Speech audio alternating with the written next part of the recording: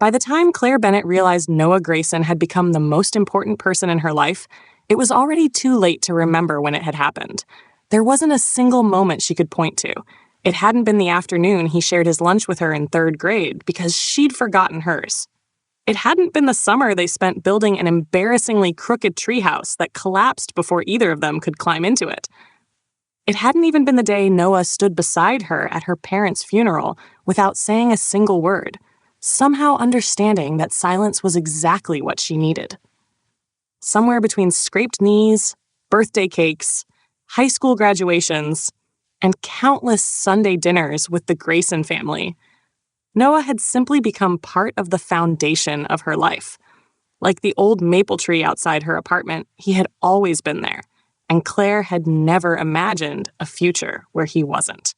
Friday afternoons at Maplewood Elementary always carried the same wonderful chaos. Children rushed through the hallways with backpacks bouncing against their shoulders. Teachers reminded students about homework that would probably be forgotten by bedtime.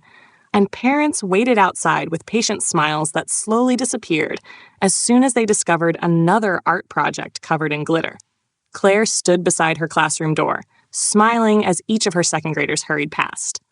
"Have a wonderful weekend, everyone. I'll see you Monday." A chorus of cheerful goodbyes echoed through the hallway before the room finally became quiet. Claire loved this part of every school day.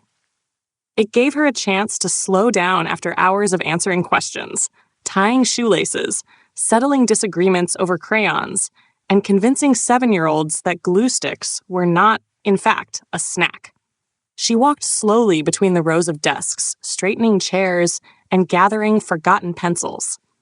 One of her students had left behind a drawing of a golden retriever wearing sunglasses while riding a skateboard. She laughed softly and slipped the picture into her desk drawer. She'd give it back on Monday after pretending she'd only just found it. Sunlight streamed through the classroom windows, painting long golden rectangles across the polished floor. Outside, the playground sat empty except for a custodian gathering stray basketballs. It looked like the beginning of another peaceful weekend, and Claire fully expected it to stay that way.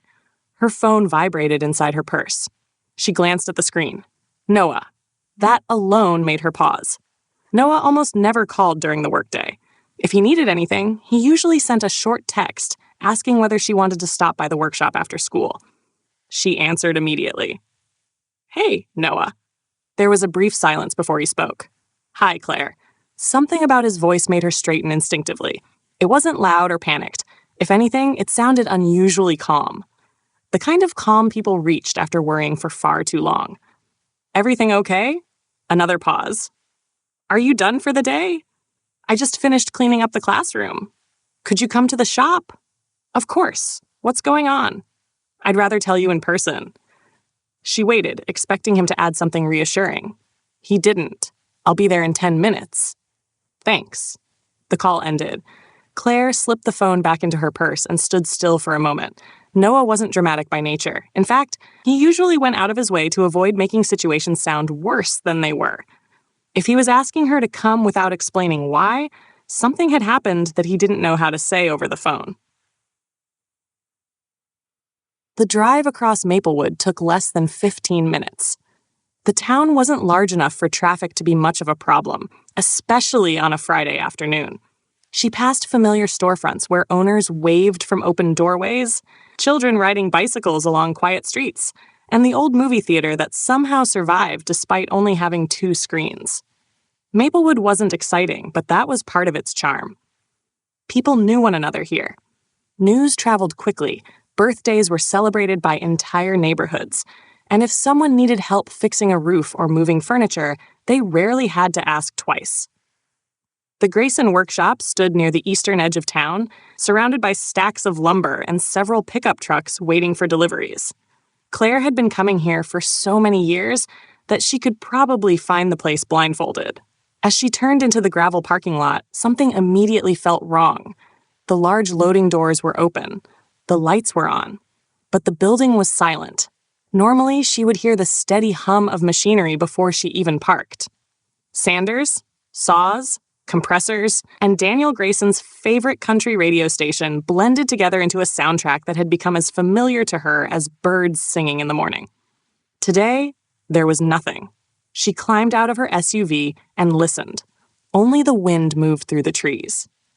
Claire hurried toward the entrance. The familiar smell of freshly cut pine greeted her as she stepped inside, but the workshop itself looked frozen in time. Half-finished furniture sat exactly where craftsmen had left it. A dining table waited for its final coat of stain. Cabinet doors leaned neatly against a workbench. A rocking chair stood in the center of the room, unfinished, as though someone had planned to return after lunch and never did. Daniel Grayson sat at the largest workbench with several envelopes spread out before him. Margaret stood beside him with one hand resting gently on his shoulder. Noah leaned against the far wall, staring through one of the workshop windows toward the empty parking lot. All three looked up as Claire walked in. She tried to smile. "What happened?" Daniel answered first. "I was hoping we'd have a little more time." Claire frowned. "Time for what?" Margaret quietly picked up one of the envelopes and handed it across the table. Claire unfolded the letter. She didn't need to read very far. The words "Final Notice" were printed in bold letters across the top of the page. Below them sat numbers large enough to make her stomach tighten. Outstanding balance. Payment overdue. Foreclosure proceedings. 30 days. She lowered the paper slowly. This can't be right. Daniel removed his glasses and rubbed the bridge of his nose. "I've checked it 3 times. There has to be another option. I've spent 6 months looking for one." Noah finally stepped forward. "Dad's surgery drained everything we had. The business never caught back up." Claire remembered the phone call from last year. Daniel had collapsed inside the workshop after ignoring chest pains for weeks. The emergency surgery saved his life, but months of recovery forced the business to slow down at exactly the wrong time. Orders piled up, customers canceled projects, medical bills continued arriving long after Daniel returned to work. The workshop had survived recessions, floods, and supply shortages over 3 decades. It might not survive this. Claire looked around the building. Every beam, every workbench, every cabinet and chair carried pieces of Daniel's life. This wasn't simply where he earned a living. It was where he had spent 30 years turning rough lumber into something families would gather around for generations. Losing the workshop would mean far more than losing a business. It would mean losing the place that had quietly become the heart of the Grayson family. And as Claire stood there, holding the foreclosure notice in trembling hands, she realized she wasn't just afraid for them. She was afraid of what Maplewood would lose if those workshop doors closed forever. Claire stayed at the workshop for nearly an hour after reading the foreclosure notice. But the conversation never became easier. They talked about loans, overdue payments, suppliers who had patiently waited months for invoices to be settled, and customers who had quietly taken their business elsewhere while Daniel recovered from surgery. Every solution seemed to end the same way. There simply wasn't enough money. Daniel never once complained about the hospital bills. He only repeated that staying alive had been worth every dollar. Claire believed him. Even so, she couldn't ignore the painful truth that surviving had come with a price the family might never recover from. Eventually, Margaret insisted everyone stop talking about numbers for a while. "No one has ever solved a problem on an empty stomach," she said, disappearing into the small kitchen tucked behind the workshop office. 20 minutes later, she returned carrying a tray of sandwiches and 4 mugs of coffee. It felt strangely ordinary, almost comforting, and for a little while the foreclosure notice sat untouched beneath a stack of invoices while they shared lunch together. Daniel picked up his coffee and smiled faintly. "You know what I hate most about getting older?" Noah looked across the table. "The back pain?" "The knees." "The gray hair?" "The knees," Daniel repeated with a laugh. "Definitely the knees." Margaret folded her arms. "He's lying." Daniel looked offended. "I have never lied to this family.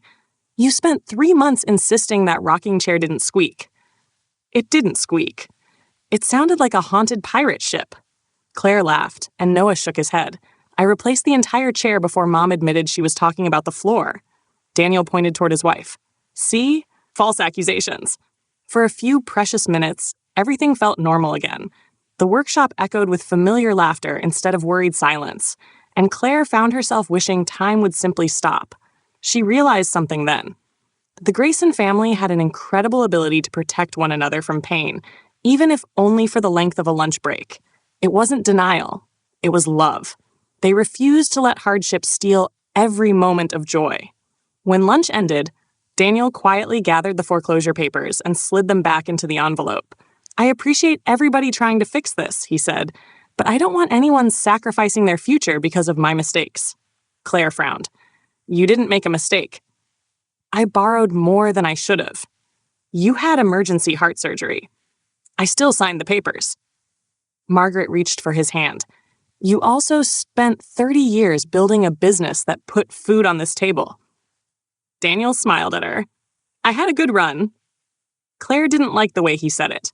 Not because he sounded defeated, because he sounded as though he'd already accepted the ending. A little later, Noah walked Claire outside. The afternoon sun had softened, and a cool breeze carried the scent of pine from the stacks of lumber beside the building. The parking lot remained empty, except for their 2 vehicles.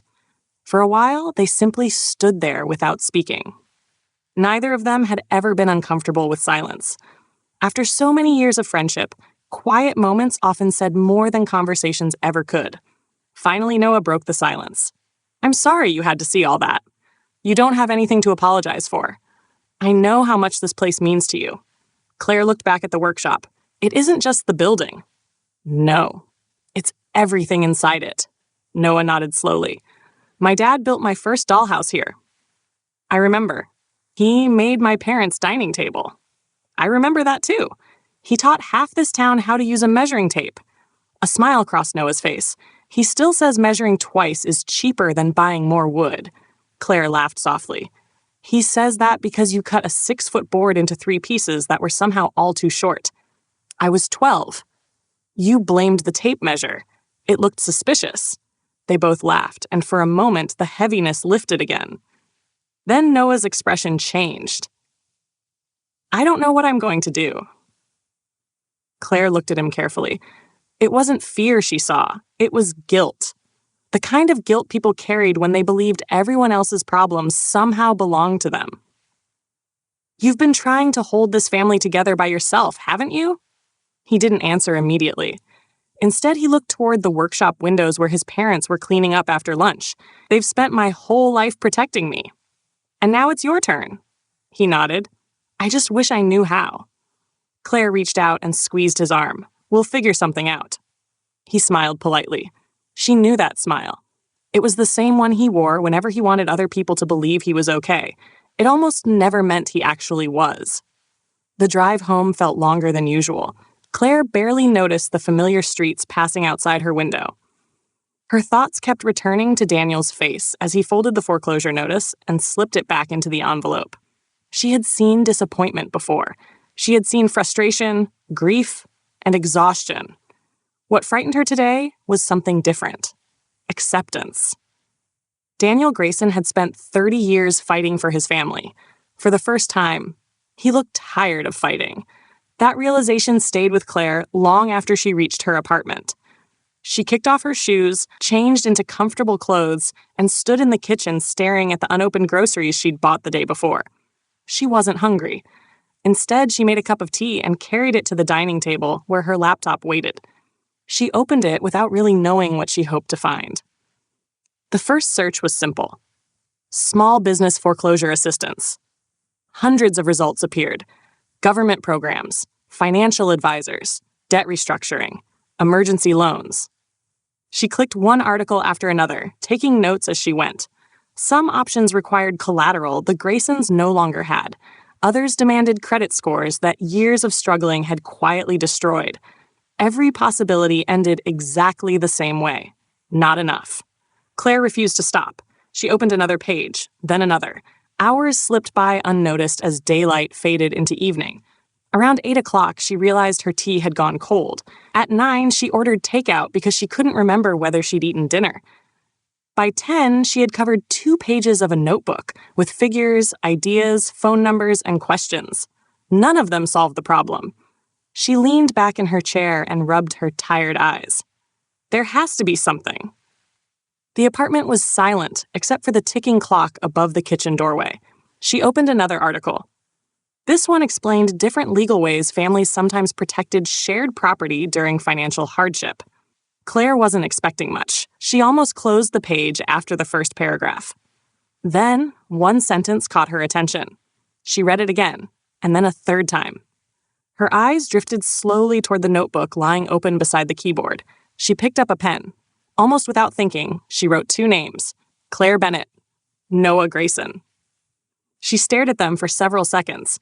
The idea arrived so suddenly that it almost startled her. No. She shook her head immediately. That's ridiculous. She closed the laptop, walked into the kitchen, poured herself another cup of tea, then walked back to the table. The notebook was still there. So were the 2 names. She looked at them again. Slowly, very slowly. The impossible idea stopped feeling impossible. Instead, it started feeling practical, and that frightened her even more.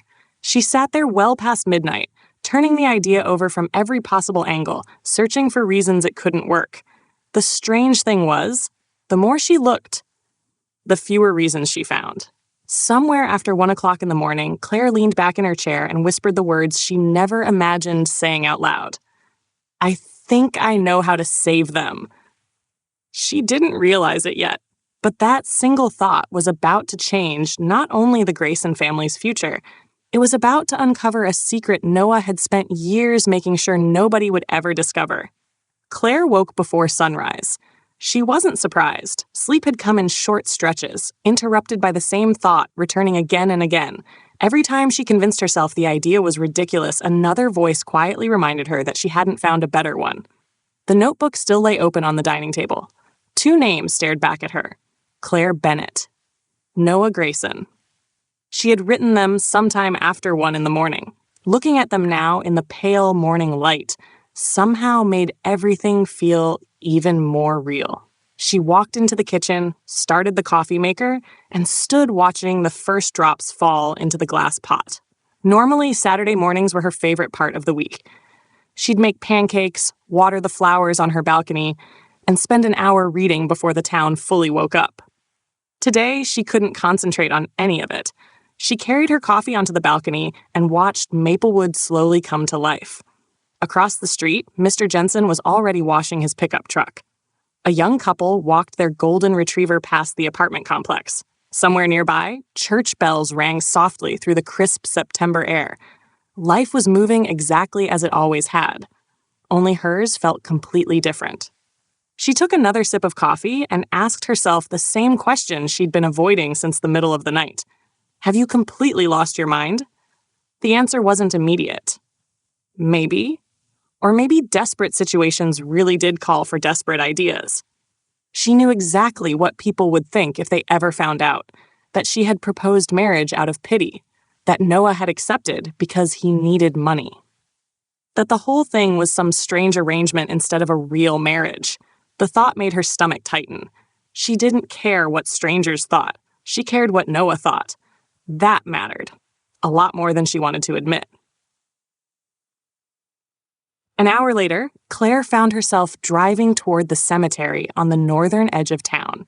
She hadn't planned to come here. Her hands had simply turned the steering wheel almost on their own.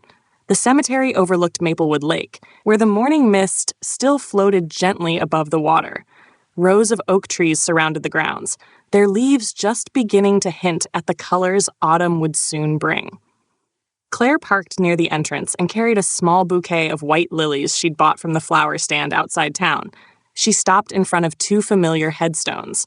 Thomas Bennett, Sarah Bennett. Her parents had been gone for almost 8 years. Some days it still felt impossible. She knelt and carefully placed the flowers beneath the stones before brushing a few fallen leaves aside. Morning. The word escaped with a small smile. It always felt strange talking to people who couldn't answer. And yet, she came anyway. I could really use your advice today. A gentle breeze stirred the branches overhead. Claire sat on the grass and wrapped both arms around her knees. I think I've found a way to help the Graysons. She paused. The problem is... She laughed quietly. It's either the smartest thing I've ever thought of, or the dumbest. Her father had always believed every problem had a solution. Her mother used to say that people mattered more than possessions. Together, they had taught Claire something she'd carried into adulthood without ever questioning it. When people you love are hurting, you show up. The Graysons had lived by that same philosophy. When Claire lost her parents, Daniel had quietly repaired the loose railing on her porch without telling her. Margaret had started inviting her for Sunday dinner every single week. Noah had never once asked whether she was okay. Instead, he'd simply shown up with coffee, sat beside her, and talked about completely ordinary things until the silence didn't hurt quite so much. They had never treated her like someone broken. They had simply loved her. Without conditions, without expecting anything in return. Claire looked toward the lake. If family means anything, she swallowed, then maybe this is what family does. The breeze carried ripples across the water. For the first time since the idea entered her mind, it didn't feel reckless. It felt necessary. By late morning, she was back in town. Without really thinking about it, Claire found herself parked outside Miller's bakery. The smell of fresh bread drifted through the open doorway as she stepped inside, and Mrs. Alvarez looked up from arranging pastries. "Claire, I was wondering when I'd see you." "I couldn't stay away from your cinnamon rolls," Mrs. Alvarez laughed. Smart woman. Claire picked out 2 cinnamon rolls before adding another box of Noah's favorite blueberry muffins. "You feeding the Graysons today?" Claire looked down at the box. "I guess I am." "They've had a rough year." "They have." Mrs. Alvarez nodded sadly. Daniel built every display shelf in this bakery. Claire looked around. She'd never noticed before. Every shelf, every counter, every wooden display case. Daniel's work was everywhere. People walked past it every day without thinking about who had built it. That somehow made the foreclosure feel even more unfair. Mrs. Alvarez placed the bakery box inside a paper bag. "Tell Margaret I'm making her peach pie next week." "I will. And tell Daniel." She hesitated. "Tell him Maplewood hasn't forgotten everything he's done for this town." Claire smiled warmly. "I think he'd like hearing that." The Grayson house sat just behind the workshop. Claire had visited so many times over the years that she no longer knocked. She simply walked onto the porch and let herself in. "Hello?" Margaret appeared from the kitchen carrying a mixing bowl. "Oh, good," she smiled. "I was hoping someone would distract me from watching your future father-in-law refuse to throw away broken screws." Claire laughed. "He's doing that again? He insists they'll be useful someday." "They probably will." Margaret pointed toward the garage. "Don't encourage him." Claire carried the bakery bag into the kitchen. "I brought reinforcements." Margaret peeked inside. "Cinnamon rolls?" "And blueberry muffins." Noah's favorite. Claire froze for half a second. "I wasn't thinking." Margaret smiled in a way that made Claire suddenly wonder whether she'd been far more obvious over the years than she'd ever realized. "No, sweetheart." She gently touched Claire's arm. "I think maybe you were." Claire felt warmth rush into her cheeks. Fortunately, Daniel chose that exact moment to walk through the back door carrying a small box filled with bent screws. "I heard there were cinnamon rolls." Claire laughed. "Perfect timing." Daniel set the box down. "I've always believed good pastries solve at least half of life's problems. And the other half?" "Cake." For the first time since yesterday afternoon. Everyone laughed without forcing it. Claire smiled. She hadn't come here to propose marriage. Not yet. Today. She simply wanted to remember exactly what she was trying to save. Lunch stretched well into the afternoon. Margaret insisted everyone stay at the table long after the plates were empty, partly because she enjoyed having Claire there, and partly because she knew the conversation would eventually drift back toward the workshop if nobody stopped it. Instead, they talked about ordinary things. Daniel complained about the local baseball team. Margaret shared a funny story about accidentally locking herself in the pantry. Claire described one of her students who had confidently explained that penguins probably hated the cold because they were always wearing little tuxedos. Even Noah laughed at that one. Claire watched him from across the table. He looked tired, not the kind of tired that came from working long hours. This was different. It was the look of someone carrying a weight that never left their shoulders. She'd noticed it yesterday in the workshop, but today it seemed even more obvious. Whenever everyone else laughed, Noah smiled.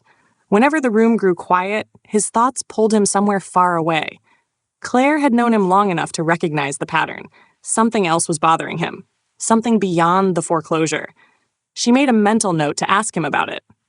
Not today, but soon. After lunch, Daniel wandered back toward the workshop while Margaret disappeared upstairs to put away laundry. Noah stepped onto the back porch carrying 2 glasses of iced tea. Without saying a word, he handed one to Claire before leaning against the wooden railing overlooking the yard. The afternoon sun filtered through the maple trees, casting shifting shadows across the grass. Somewhere in the distance, a lawnmower hummed steadily, and children laughed from the neighborhood park. It was peaceful, almost painfully so. "You've been quiet," Noah said. Claire smiled. So have you. I guess we're both thinking. I guess we are. He took a slow drink before looking toward the workshop. I keep trying to come up with another answer. And? He shook his head. I keep finding the same wall. Claire looked at the weathered building standing behind him. When I was little, I thought this place was enormous. Noah laughed softly. You also thought Dad was the strongest man in America. I still think he might be. He'd like hearing that. He'd pretend not to. They stood quietly for a few moments before Claire asked the question she'd been carrying all day. Noah, If someone offered you help, he turned toward her, would you take it? He didn't answer immediately. I suppose that depends. On what? The cost. Claire looked down at the glass in her hands. What if there wasn't one? He smiled gently. There's always a cost. The answer settled over her more heavily than she expected. Noah had always believed that. Nothing worthwhile came free. Not opportunities, not forgiveness, not second chances. She wondered who had taught him that, or what had. She almost asked. Instead, she changed the subject. You remember the treehouse? He groaned dramatically. I was hoping we'd agreed never to mention that again. I remember you drawing blueprints. They were excellent blueprints. They were upside down. They were creatively oriented. Claire laughed. And then you insisted the roof didn't need nails. It looked stable. It collapsed before we climbed the ladder. I maintain that gravity overreacted. She laughed harder than she had in days. So that's your official explanation? I'm sticking with it. For just a little while, they weren't adults carrying impossible problems. They were 2 children again, 2 best friends sitting beneath the same maple trees that had watched them grow up. Claire looked at him, really looked at him. The familiar face, the easy smile, the quiet kindness. The man who had never once let her carry groceries alone, who remembered her birthday before anyone else, who still brought soup whenever she caught the flu, who quietly repaired things around her apartment without mentioning it afterward. She suddenly realized something that made her heart race. If she asked him, he might say yes, not because he wanted to, because he would think it was helping his family. The realization almost frightened her enough to abandon the entire idea. She couldn't let him agree out of guilt. If she was going to ask, he had to know she meant every word. Later that afternoon, Claire drove home with the questions still turning over in her mind. She spent nearly an hour walking through her apartment, rehearsing conversations that never sounded quite right. Every version felt awkward, too formal, too emotional, too unbelievable. Finally, she stopped trying to write a speech. Noah wasn't someone she needed to impress. He was simply Noah, her best friend. She picked up her phone. For almost a full minute, she stared at his name in her contacts without touching the screen. Then she took a deep breath and pressed the call button. He answered on the second ring. Hey, hi, you okay? Yeah. Her voice sounded steadier than she felt. I was wondering if you're free tonight. For you. He smiled through the phone. Always. Claire closed her eyes for a second. That answer almost broke her resolve. Could we meet at Miller's Diner? Sure. What time? 7. I'll be there. She ended the call before she could lose her nerve. The rest of the afternoon disappeared in a blur. She changed outfits 3 times before settling on a cream knit sweater and blue jeans. Then she laughed at herself. She wasn't getting ready for a date. She was asking someone to enter into the strangest marriage proposal in history. By 6:30, she was already sitting in the familiar corner booth at Miller's Diner. The waitress poured her a cup of coffee without asking. Nervous about something? Claire looked toward the front door. A little. You'll be fine. I hope so. The waitress smiled knowingly before walking away. Claire wrapped both hands around the warm coffee mug. She had rehearsed the conversation 100 times. Now she couldn't remember a single word. The bell above the diner's entrance chimed softly. She looked up. Noah had arrived. He spotted her immediately and smiled the same easy smile he'd worn for most of his life, completely unaware that the next few minutes were about to change both of their lives forever. Claire watched him walk toward the booth. As he slid into the seat across from her, she realized there was no perfect way to begin. So she simply took a slow breath, looked directly into the eyes of the man she trusted more than anyone else in the world, and said quietly, "Noah, I think I found a way to save your family." For a moment, Noah simply looked at her. The sounds of the diner faded into the background. Someone laughed near the counter. Plates clinked together in the kitchen. A waitress carried a tray of milkshakes past their booth, but Noah barely noticed any of it. His attention never left Claire. "I've been trying to think of another answer," he said quietly. "I'm guessing you have too." Claire nodded. "I have. And I don't think you're going to like it." A faint smile crossed his face. "That's usually how our best ideas begin." Claire couldn't help smiling back. Some things never changed. She had imagined this conversation 100 different ways during the drive over. In every version, she had carefully explained the financial numbers first. She would show him her notes, the refinancing requirements, the calculations she'd written in the notebook. Instead, every prepared sentence disappeared. She looked at him and decided honesty was the only place to begin. "I've spent almost 2 days trying to find another solution. I figured. I called 2 banks." Noah raised an eyebrow. "You called banks?" "I spoke with a financial advisor online." "You did homework." "I always do homework, I know. I even looked into government assistance programs. And they'll take months." He slowly nodded. "We don't have months." "No." She folded her hands together on the table. "I kept hoping I'd missed something." "But you didn't." "No." Silence settled between them, though it wasn't uncomfortable. It was simply heavy. Finally, Claire took a slow breath. "I think we should get married." Noah blinked once. Not dramatically, not with shock, just enough to make Claire wonder whether she'd actually said the words aloud. "I'm sorry," he said carefully. "I thought you said—" "I did." I mean married." He stared at her for several seconds before quietly asking, "To each other?" Claire laughed despite herself. That would probably make the paperwork easier. For the first time all evening, Noah laughed. A genuine laugh. It lasted only a few seconds before reality caught up with both of them again. His smile faded. "Claire, I'm serious." "I know." "Noah, I know you're serious." He leaned back against the booth and looked toward the ceiling. Of every possibility he'd imagined during the drive over, this had never crossed his mind. Claire reached into her bag and removed a neatly organized folder. "I made copies." He looked at the folder. "You actually made copies." "I also highlighted the important sections." "I should have expected that." She slid the papers across the table. "If we're legally married, our combined income qualifies for refinancing. Together, we meet the debt-to-income requirements the bank rejected yesterday." Noah looked down at the paperwork. She had done the math. Every page was organized, every figure checked, every signature line marked with small sticky notes. She hadn't made an emotional decision. She had built a plan. "You spent all night doing this." "I didn't sleep much." "I can see that." He gently pushed the folder back toward her. "No." Claire had expected hesitation. She hadn't expected such a quick answer. "You didn't even read it." "I don't need to." "You should."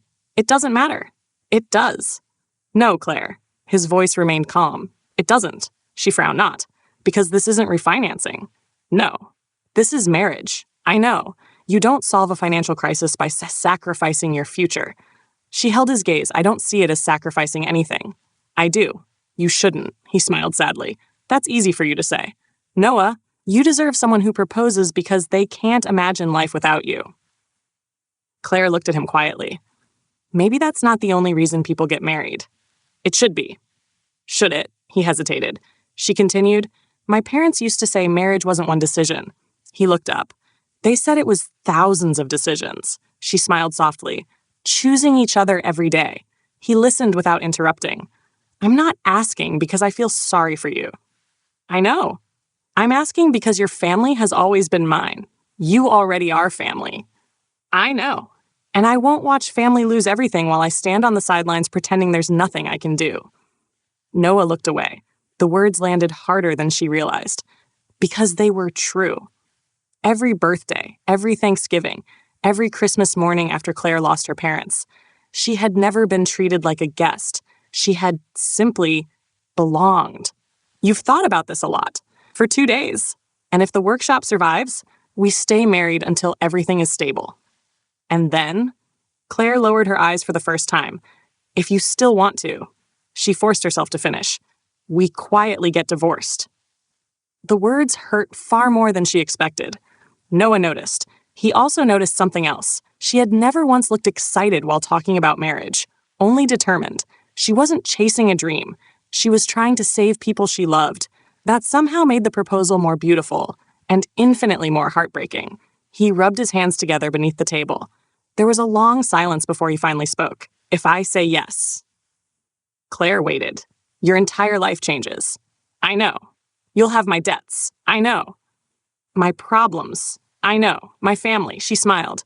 I've loved your family for years. He almost smiled back. Then his expression changed. Quietly, almost imperceptibly. There's something else. Claire noticed immediately. What do you mean? He looked through the diner window. Outside, people walked along Main Street carrying shopping bags and cups of coffee. Everything looked perfectly ordinary, to everyone except Noah, because parked across the street, exactly where it had been the night before, the black SUV had returned. Claire followed Noah's gaze toward the diner window. She expected to see a passing truck, a familiar face from town, or maybe Daniel pulling into the parking lot. Instead, she saw a black luxury SUV parked beneath a maple tree across the street. Its windows were tinted too dark to see inside. The engine was running. At first, it didn't seem unusual. People parked outside Miller's Diner all the time. But Noah wasn't simply looking at the vehicle. He was watching it. Carefully. Almost cautiously. Claire turned back toward him. Do you know them? His eyes remained fixed on the SUV for another few seconds before he finally looked back at her. I was hoping they wouldn't find me. The words landed softly. Yet they carried a weight Claire had never heard in his voice before. She frowned. What do you mean? He looked down at his coffee. I need you to promise me something. She nodded immediately. If I can. No matter what you hear tonight. He paused. Don't interrupt. Claire felt heartbeat quicken. You're scaring me. I know. I don't like this. I don't either. He folded his hands together on the table and stared at them for a long moment, almost as though he were trying to remember where the story truly began. When I was 7 years old, my parents told me I was adopted. Claire blinked. She hadn't expected that. Not even close. Noah smiled faintly. Judging by your face, that wasn't the secret you expected. No. It wasn't a secret inside our family. Mom and Dad never hid it from me. They believed children deserved the truth. Claire slowly nodded. I always wondered why you never looked much like Daniel. Most people assumed I looked like my birth father. You never talked about it. There wasn't much to talk about. He leaned back against the booth. I was 3 when they adopted me. Claire remained silent. She remembered her promise. No interruptions. My biological parents died in a car accident. I'm sorry? He gave a small nod. I don't remember them. Claire noticed he didn't sound emotional saying it. He sounded practiced, like he'd repeated those facts enough times that they no longer carried the sting they once had. Daniel and Margaret gave me everything. He smiled. They taught me how to ride a bike. A small laugh escaped him. Dad also taught me how not to build tree houses. Claire smiled. That lesson was expensive. It cost 1 broken arm. You cried? I was 12. You screamed. I screamed with dignity. She laughed softly. For a moment, the tension eased. Then Noah's smile disappeared again. But there was one thing they never knew. Claire waited. They weren't chosen randomly. She felt her smile fade. What do you mean? My adoption wasn't an accident. The words settled between them, Mauritius. My biological grandfather arranged it.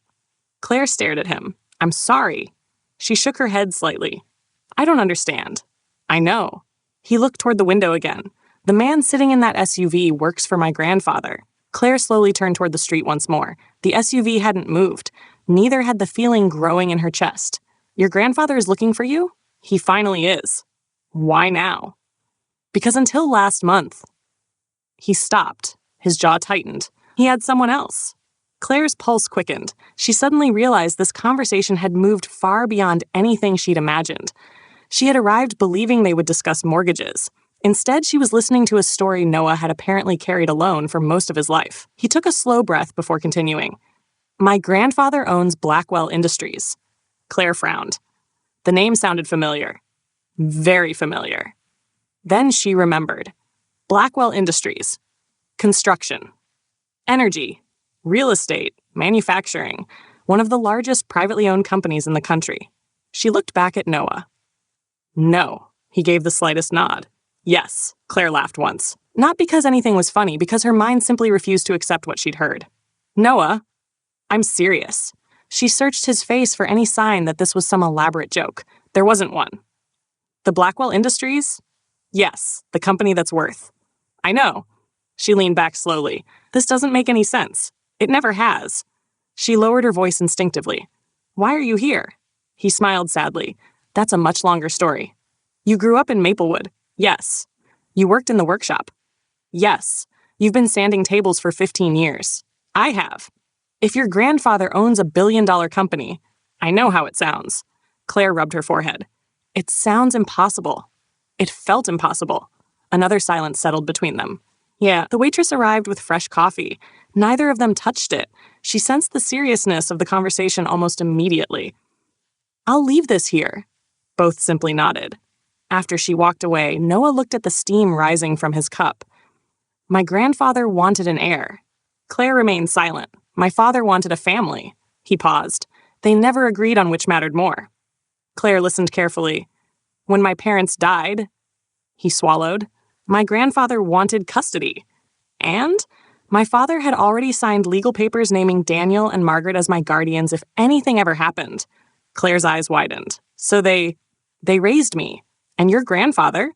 He challenged it. What happened? He lost. Claire couldn't believe what she was hearing. A billionaire lost custody? He underestimated two ordinary people. Noah smiled for the first time since beginning the story. My dad built furniture. My mom worked part-time at the library. They had almost nothing compared to him. He looked toward the workshop in the distance, though it was far beyond the diner walls.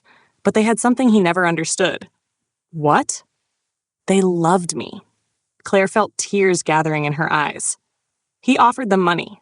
Noah continued quietly. A lot of money. They refused. He offered a bigger house. They refused. He offered enough to change their lives forever. They refused again. Claire whispered, because they already had a son. Noah looked at her. Exactly. Neither of them spoke for several moments. Finally, Claire asked the question that refused to leave her mind. If all of this is true, he nodded, then why is your family about to lose everything? Noah's expression changed. Because that question had no simple answer, and the answer he was about to give would change the way Claire saw him forever.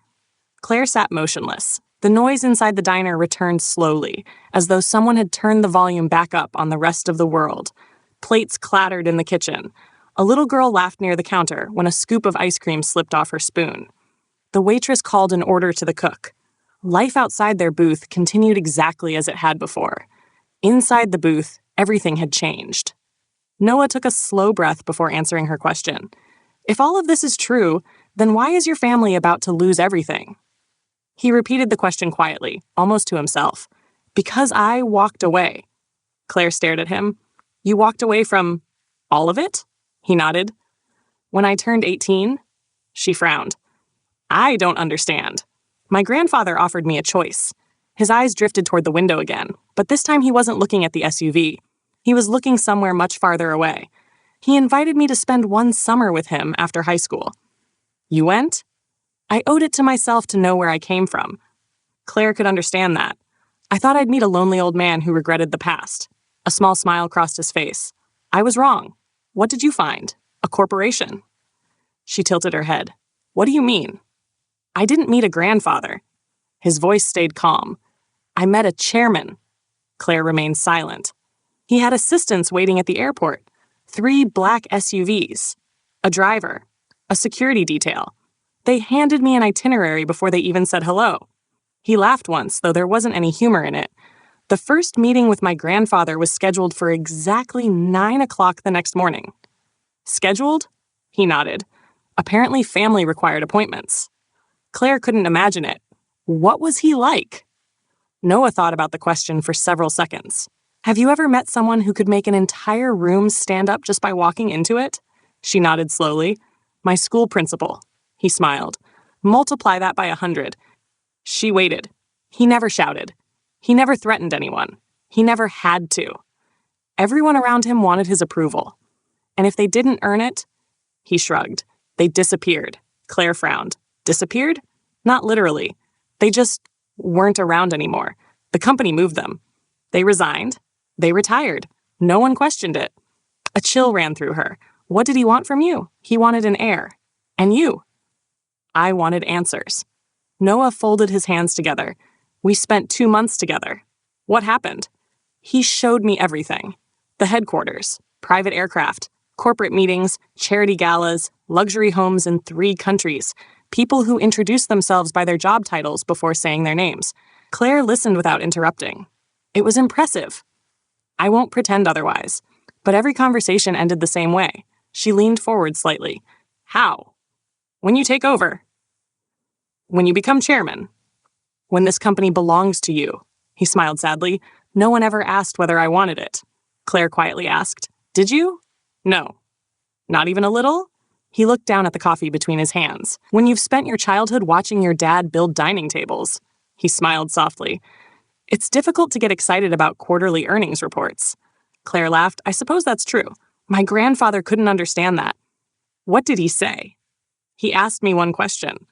Noah's expression became distant again. He said, Would you rather spend your life sanding wood than running an empire? Claire waited. What did you answer? I told him. He smiled faintly.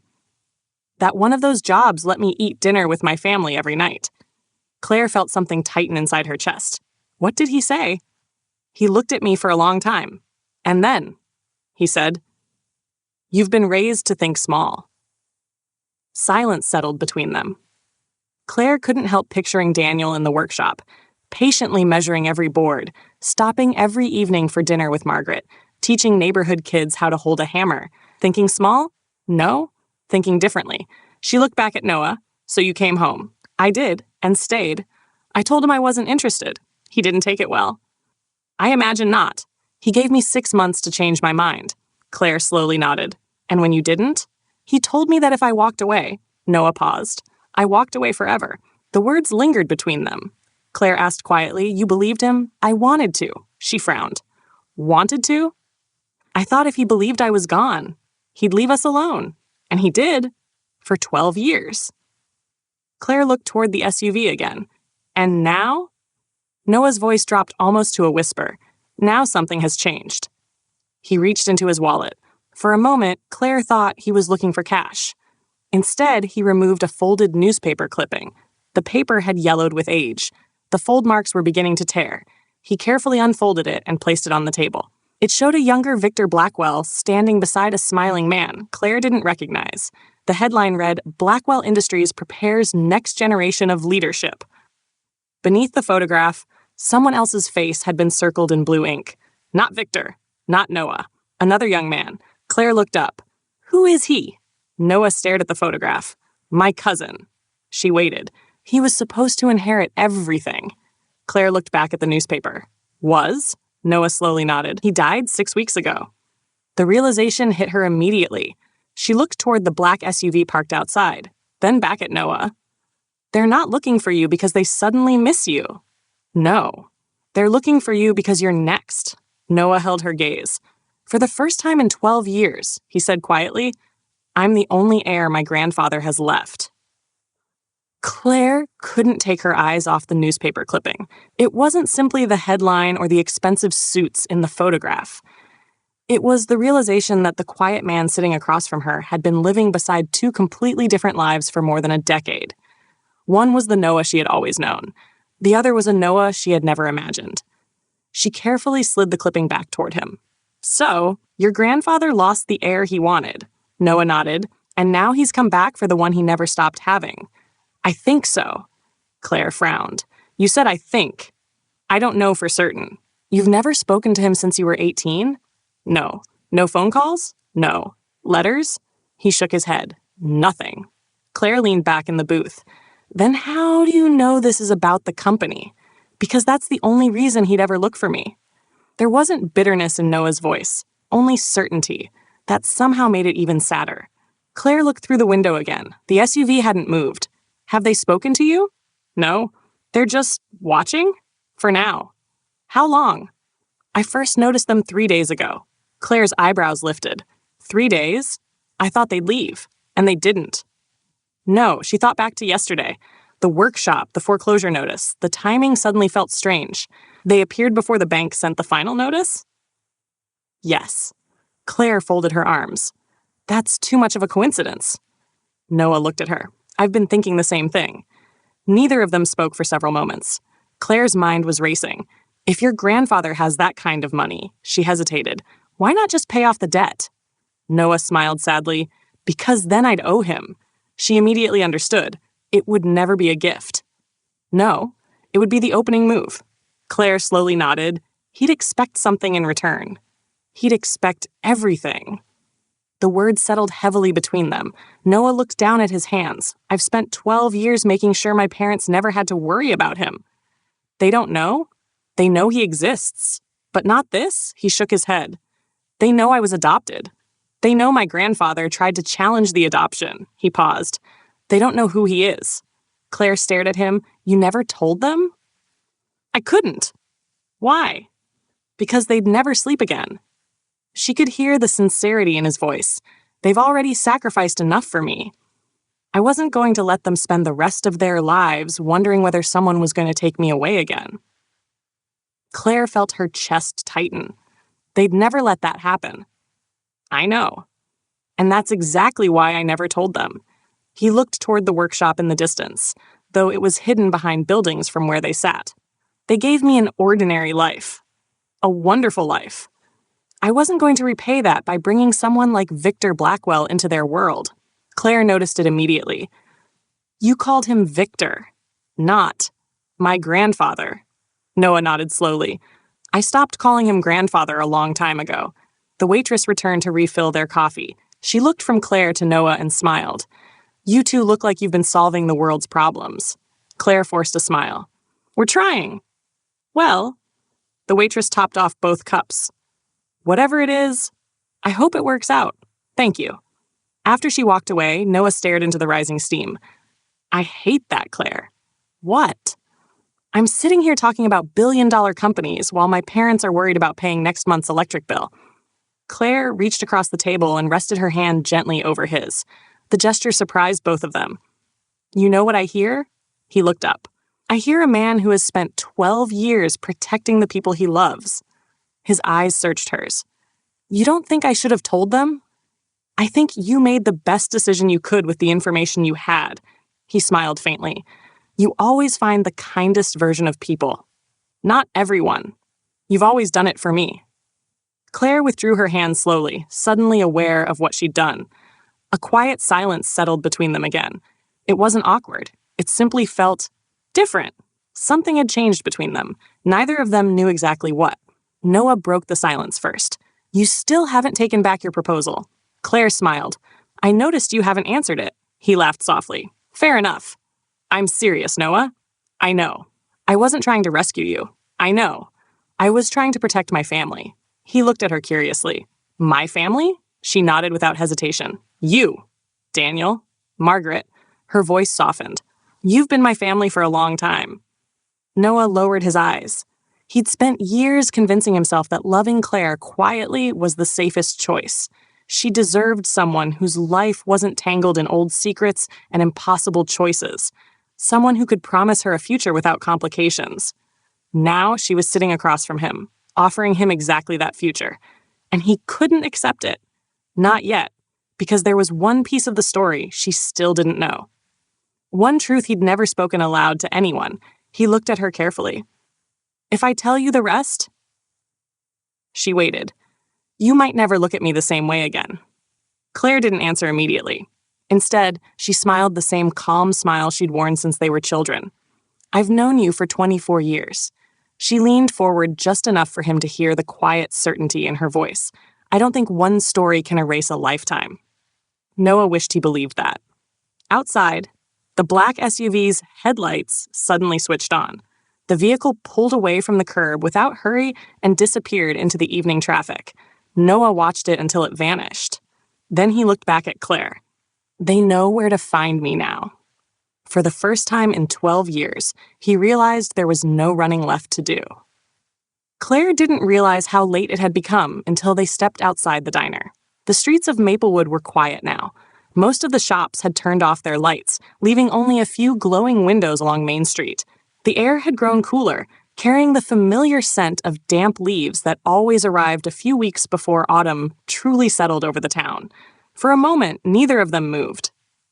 They simply stood beside Noah's pickup truck. Claire looked toward the place where the black SUV had been parked only moments earlier. It was gone. So, she slipped her hands into the pockets of her sweater. "Do you think they'll come back?" Noah didn't answer immediately. "I don't think they ever really left." She looked at him. "You've been living with this for 12 years?"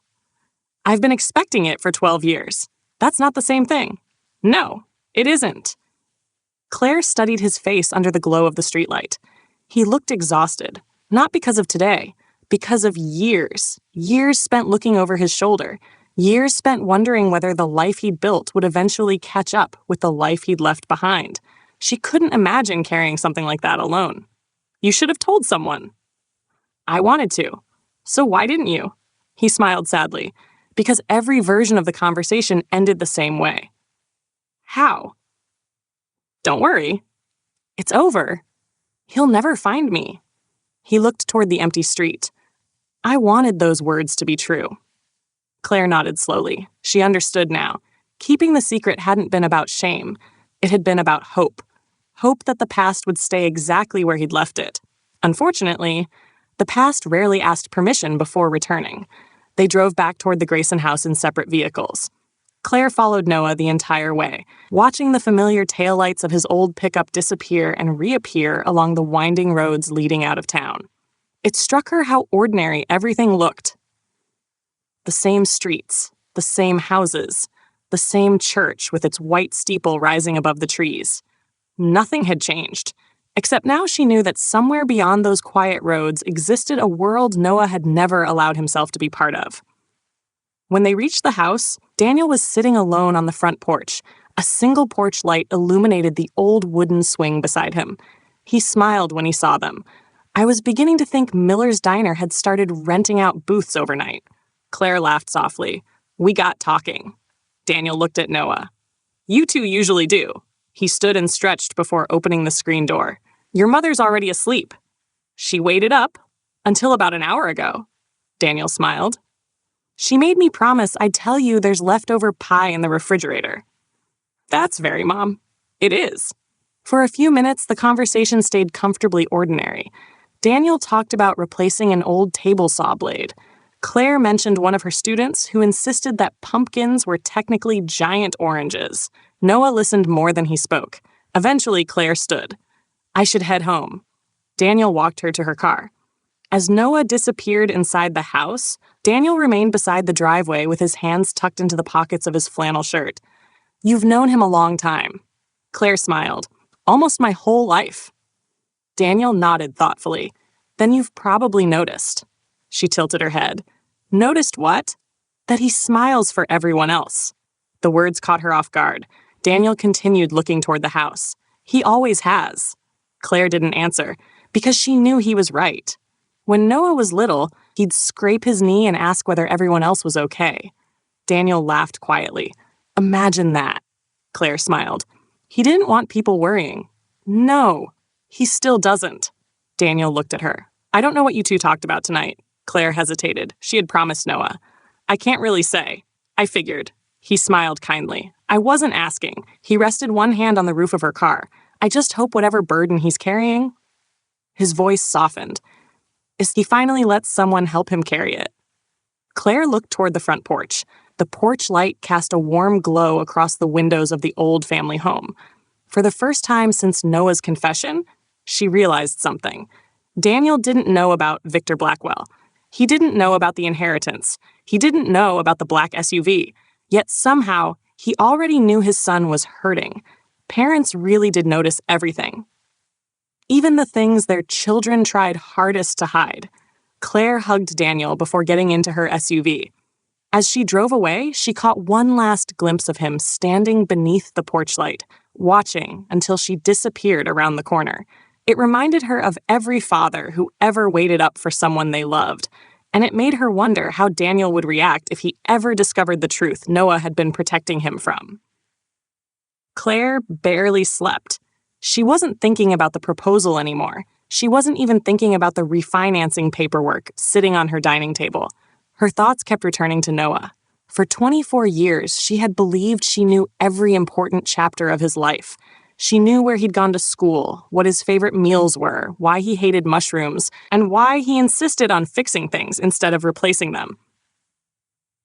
She knew the stories behind the scars on his hands from years of woodworking and could still remember the summer he spent trying to teach himself the guitar before quietly admitting he had absolutely no musical talent. She knew all of those things. And yet she hadn't known the biggest one. The realization didn't make her feel betrayed. It made her feel sad. How lonely must someone be to carry a secret like that for 12 years? The next morning arrived cool and clear. Church bells echoed gently across Maplewood as people began making their way toward Sunday services. Claire usually attended the late service with the Grayson family, a tradition that had quietly become part of her life after losing her parents. When she arrived at the church parking lot, Daniel was already standing outside greeting familiar faces. "Morning." He smiled warmly. "I was wondering if we'd have to save you a seat." "I wouldn't risk Margaret's disappointment," Daniel laughed. Smart answer. Margaret stepped out of the church carrying a basket filled with hymn books. She hugged Claire without saying a word. It was one of the things Claire loved most about her. Margaret always seemed to know exactly when someone needed a hug instead of a conversation. Noah arrived a few moments later. He wore a simple navy button-down shirt with dark jeans, looking no different than he had every Sunday for years.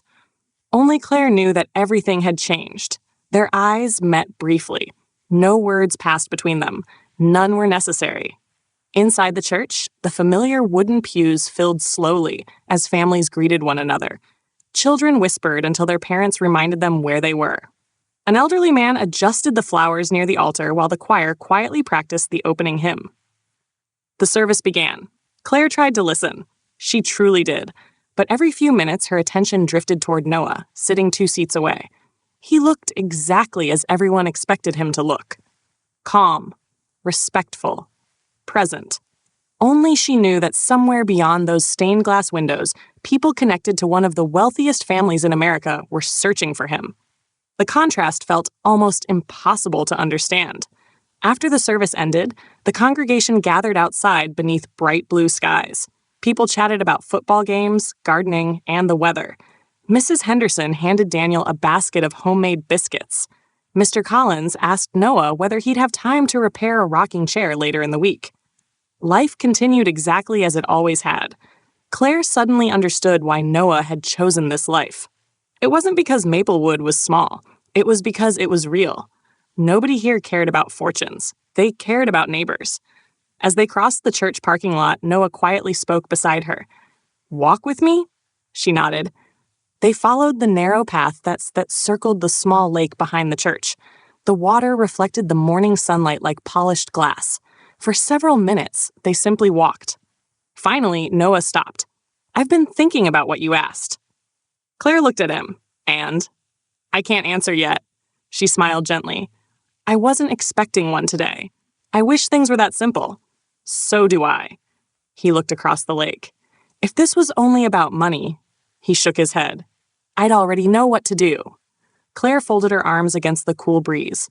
"What are you afraid of?" He didn't answer immediately.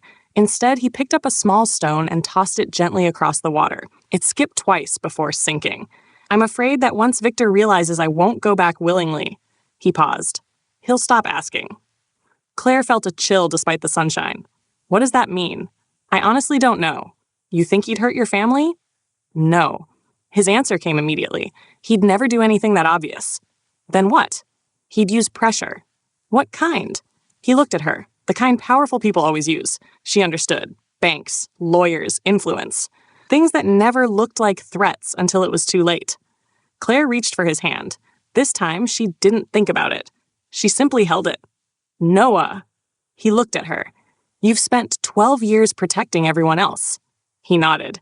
When do you let someone protect you? The question caught him completely off guard. He looked down at their hands. No one had ever asked him that before. Not once. For years, he'd measured his worth by what he could carry. Problems, responsibilities, secrets. He had become so accustomed to protecting everyone else that the idea of someone protecting him felt almost foreign. Claire smiled softly. You don't always have to be the strong one. He looked at her for a long moment. You make it sound easy. It isn't. So why do you keep trying? Her answer came without hesitation. Because you're worth trying for. Neither of them noticed the black sedan parked across the road. Unlike the SUV, this one blended in, an ordinary family car, easy to ignore. Inside, a middle-aged man lowered a pair of binoculars. He picked up his phone. They're together. A calm voice answered. How close? The man continued watching Claire and Noah beside the lake. Closer than expected. There was a brief silence. Then the voice spoke again. Do not approach. Understood. Just keep watching. The call ended. The man slipped the phone back into his pocket without taking his eyes off the couple. A faint smile appeared on his face.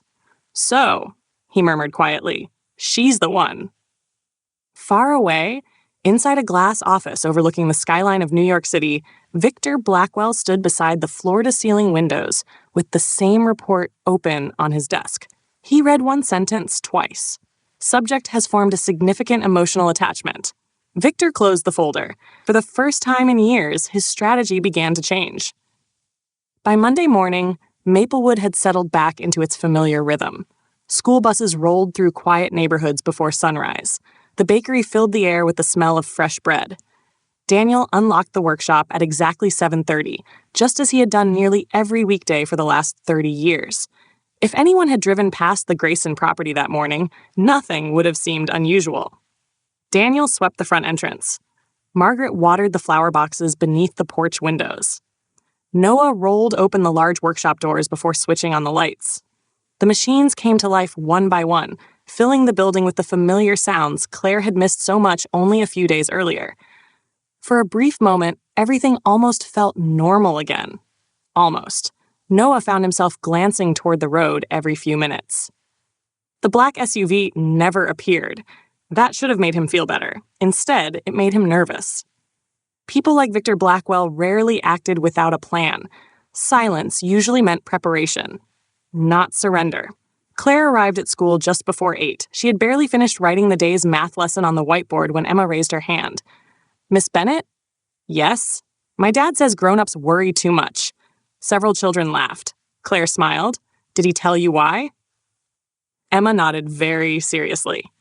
He says people spend so much time worrying about tomorrow that they forget today's supposed to be nice. Claire looked around the classroom. 22 children waited for her answer. She smiled. I think your dad might be a very wise man. The lesson continued, but Emma's words stayed with her all morning. People spend so much time worrying about tomorrow. Claire quietly wondered whether she and Noah had already started doing exactly that. Just after lunch, Noah heard tires crunch across the gravel outside the workshop. He looked up from the cabinet he was assembling. A silver sedan had pulled into the parking lot. Not the black SUV. Something else. The driver stepped out slowly. He appeared to be in his early 60s, dressed in a dark charcoal suit that looked strangely out of place beside stacks of lumber and sawdust-covered workbenches. He wasn't carrying a briefcase, only a thin leather folder. Daniel walked over first. Morning. The man smiled politely.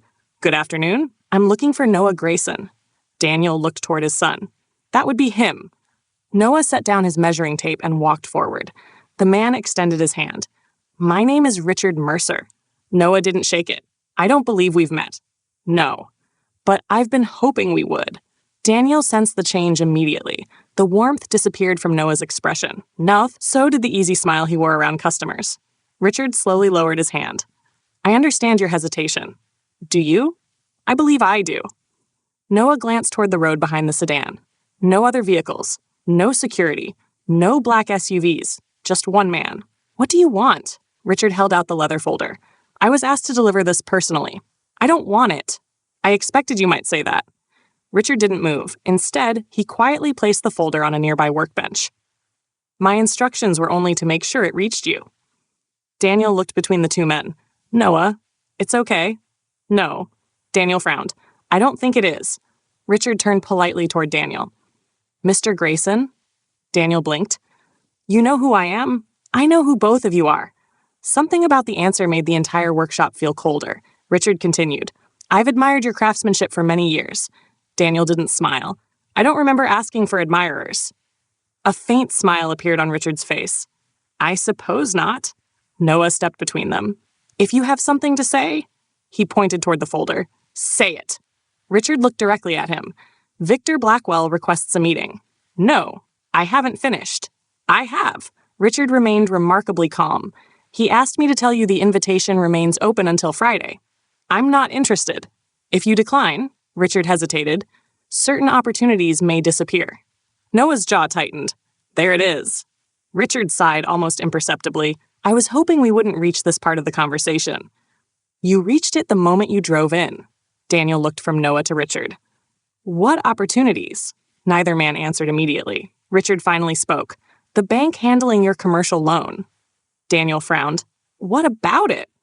Richard looked almost apologetic. Victor Blackwell recently became its largest shareholder. The words landed like a hammer. Daniel stared at him. What? Richard nodded slowly. The acquisition became official last Thursday. Noah closed his eyes for a brief moment. Of course. It wasn't a coincidence, the foreclosure notice, the surveillance, the timing. Victor hadn't stumbled back into Noah's life. He had built a road that led directly to him, and now, he wanted Noah to know exactly how much power he still possessed. For several seconds, no one spoke. The steady hum of the table saw had stopped. One of the workshop employees quietly switched it off after sensing the conversation wasn't meant to compete with machinery. The silence that followed seemed even heavier than before. Daniel looked from Richard Mercer to Noah, trying to understand how a conversation about a bank had suddenly become something much larger. I'm missing something, Daniel said quietly. Richard nodded respectfully. I imagine you are. Daniel folded his arms. Then perhaps someone would like to explain it. Noah answered before Richard could. I will. Richard glanced toward him. When? When I'm ready. Richard accepted the answer with a small nod. I'll respect that. He reached into his jacket pocket and removed a business card. If you decide to meet Mr. Blackwell, my direct number is on the back. Of course, Noah didn't take it. Richard placed the card beside the leather folder. Friday, noon. I already said no. I know. Richard gave him a long look. So did you 12 years ago. With that, he turned toward the silver sedan. Before opening the driver's door, he stopped and looked back one final time. For what it's worth, his eyes settled on Daniel. You raised a remarkable young man. Daniel frowned. What exactly does that mean? Richard smiled sadly. It means some things are more valuable than money. Then he climbed into the sedan and drove away. No one moved until the car disappeared beyond the bend in the road. Daniel slowly turned toward Noah. I think we've reached the point where somebody tells me what's going on.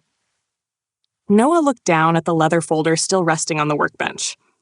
For years, he had imagined this conversation. He had rehearsed it 1,000 different ways. None of them had ever felt right. They're here because of me. Daniel looked confused. I gathered that much. I should have told you a long time ago. Daniel's expression softened. Son? He stepped closer. Whatever it is, we'll deal with it. The simple sentence almost broke Noah. He looked at the man who had raised him, the man who had taught him how to sand with the grain instead of against it, the man who had sat beside his hospital bed after he broke his arm falling from a tree, the man who had never once treated him as anything other than his own son. And Noah realized something. Keeping the secret had protected Daniel. Now, it was only hurting him. He picked up the folder. I think it's time. Daniel nodded once. Then let's go inside. Margaret looked up from the kitchen as the three men entered. She immediately sensed something had happened. "What is it?" Daniel gently placed a hand on her shoulder. "I think Noah has something he needs to tell us." Margaret looked at Noah. There wasn't fear in her eyes, only concern. She set down the mixing bowl she had been using and quietly took a seat at the dining table. No one spoke until everyone was seated. The leather folder lay in the center of the table. Noah rested both hands on either side of it. "I've never lied to either of you." Daniel nodded. "I know, but..." He looked at Margaret. "I haven't told you everything." Margaret smiled gently. "Honey, you've never owed us every chapter of your life." "I know, but I owe you this one." He took a slow breath. "When I was 18, he paused. "My biological grandfather found me." Daniel's eyebrows lifted slightly. "You told us he tried years ago." "I did, but I never told you who he was." Margaret exchanged a quick glance with Daniel. Noah opened the leather folder. Inside was a single photograph. He placed it on the table. Victor Blackwell stood in front of a glass skyscraper, surrounded by executives and photographers. Margaret looked at the photograph for several seconds, then back at Noah. "I've seen him on television." Daniel slowly reached for the newspaper clipping beneath it. His eyes moved across the headline, then stopped. He read it again. Finally, he looked up. "Blackwell?" His voice had become almost a whisper. "As in Blackwell Industries?" Noah nodded. Neither Daniel nor Margaret spoke, not because they didn't understand, because they suddenly understood far too much. Daniel leaned back in his chair. "So," he rubbed a hand across his face, "all these years?" "Yes." Margaret reached across the table and quietly took Noah's hand. She didn't ask why he'd kept the secret. She didn't ask how much money Victor Blackwell had. She asked only one question. "Were you afraid?" Noah looked at her. For a long moment, he couldn't answer. Then he nodded. "Yes." Margaret squeezed his hand. "Oh, sweetheart." Tears filled her eyes. "You carried that alone?" He swallowed hard. "I thought I was protecting you." Margaret stood without another word. She walked around the table, then wrapped both arms around him. It wasn't dramatic. It wasn't rushed. It was simply a mother hugging her son, exactly as she had done when he was 7 years old, or 12, or 20. Some things never changed. Noah closed his eyes, for the first time in 12 years. He allowed himself to stop carrying the weight alone. Across the table, Daniel quietly removed his glasses. He stared at the photograph of Victor Blackwell for several seconds, then folded the newspaper clipping in half and calmly pushed it back across the table. "I don't care what his last name is." Noah looked up. Daniel's voice never rose. "He might own half the country." "I don't." "He might have more money than anyone could ever spend." "I still don't." He looked directly into Noah's eyes. "The only thing I care about," he paused just long enough for the words to settle, "is that you're my son." The room became perfectly still. Noah felt something inside him finally give way. Not from fear, not from sadness, from relief. Because after 12 years of wondering whether the truth might change everything, it hadn't changed the one thing that mattered most. Daniel Grayson still looked at him exactly the same way he always had, as his son. Outside, unnoticed by everyone inside the house, another vehicle rolled slowly past the property. It wasn't the black SUV. It wasn't Richard Mercer's silver sedan. It was an ordinary delivery van. The driver never stopped, never looked toward the house. But as he turned onto the highway, he pressed a single button on the steering wheel. A quiet voice came through the speaker. "Report. The family knows." There was a brief pause. Then Victor Blackwell replied with only 6 words. "Good. It's time for phase 2. The Grayson house felt unusually quiet the next morning. Not uncomfortable, not tense, just thoughtful. The truth had finally been spoken aloud, and everyone seemed to be adjusting to the space it left behind. Daniel sat at the kitchen table with his usual cup of coffee. Instead of reading the newspaper, he watched Noah repairing the loose hinge on one of the cabinet doors. It was a tiny job that didn't really need doing, but Daniel recognized it immediately for what it was. Noah always worked with his hands when his mind became too loud. Margaret placed a plate of toast on the table before sitting beside Daniel. "Noah?" He looked up. "Yes, Mom?" "I've been thinking." He smiled. "That usually means you're about to say something wise." She pointed a butter knife at him. "Or something that mothers have been saying forever." Daniel chuckled. "That's usually the same thing. Margaret ignored him. You spent 12 years protecting us. I tried. You did. She reached across the table. But protecting people doesn't mean shutting them out. Noah lowered his eyes. I know. Her voice remained gentle. I don't think you do. She waited until he looked back at her. When your father had his surgery, she nodded toward Daniel, he kept telling me not to worry. Daniel smiled sheepishly. I thought it was helpful. It wasn't. She looked back at Noah. I wasn't frightened because he was sick. She paused. I was frightened because I felt helpless.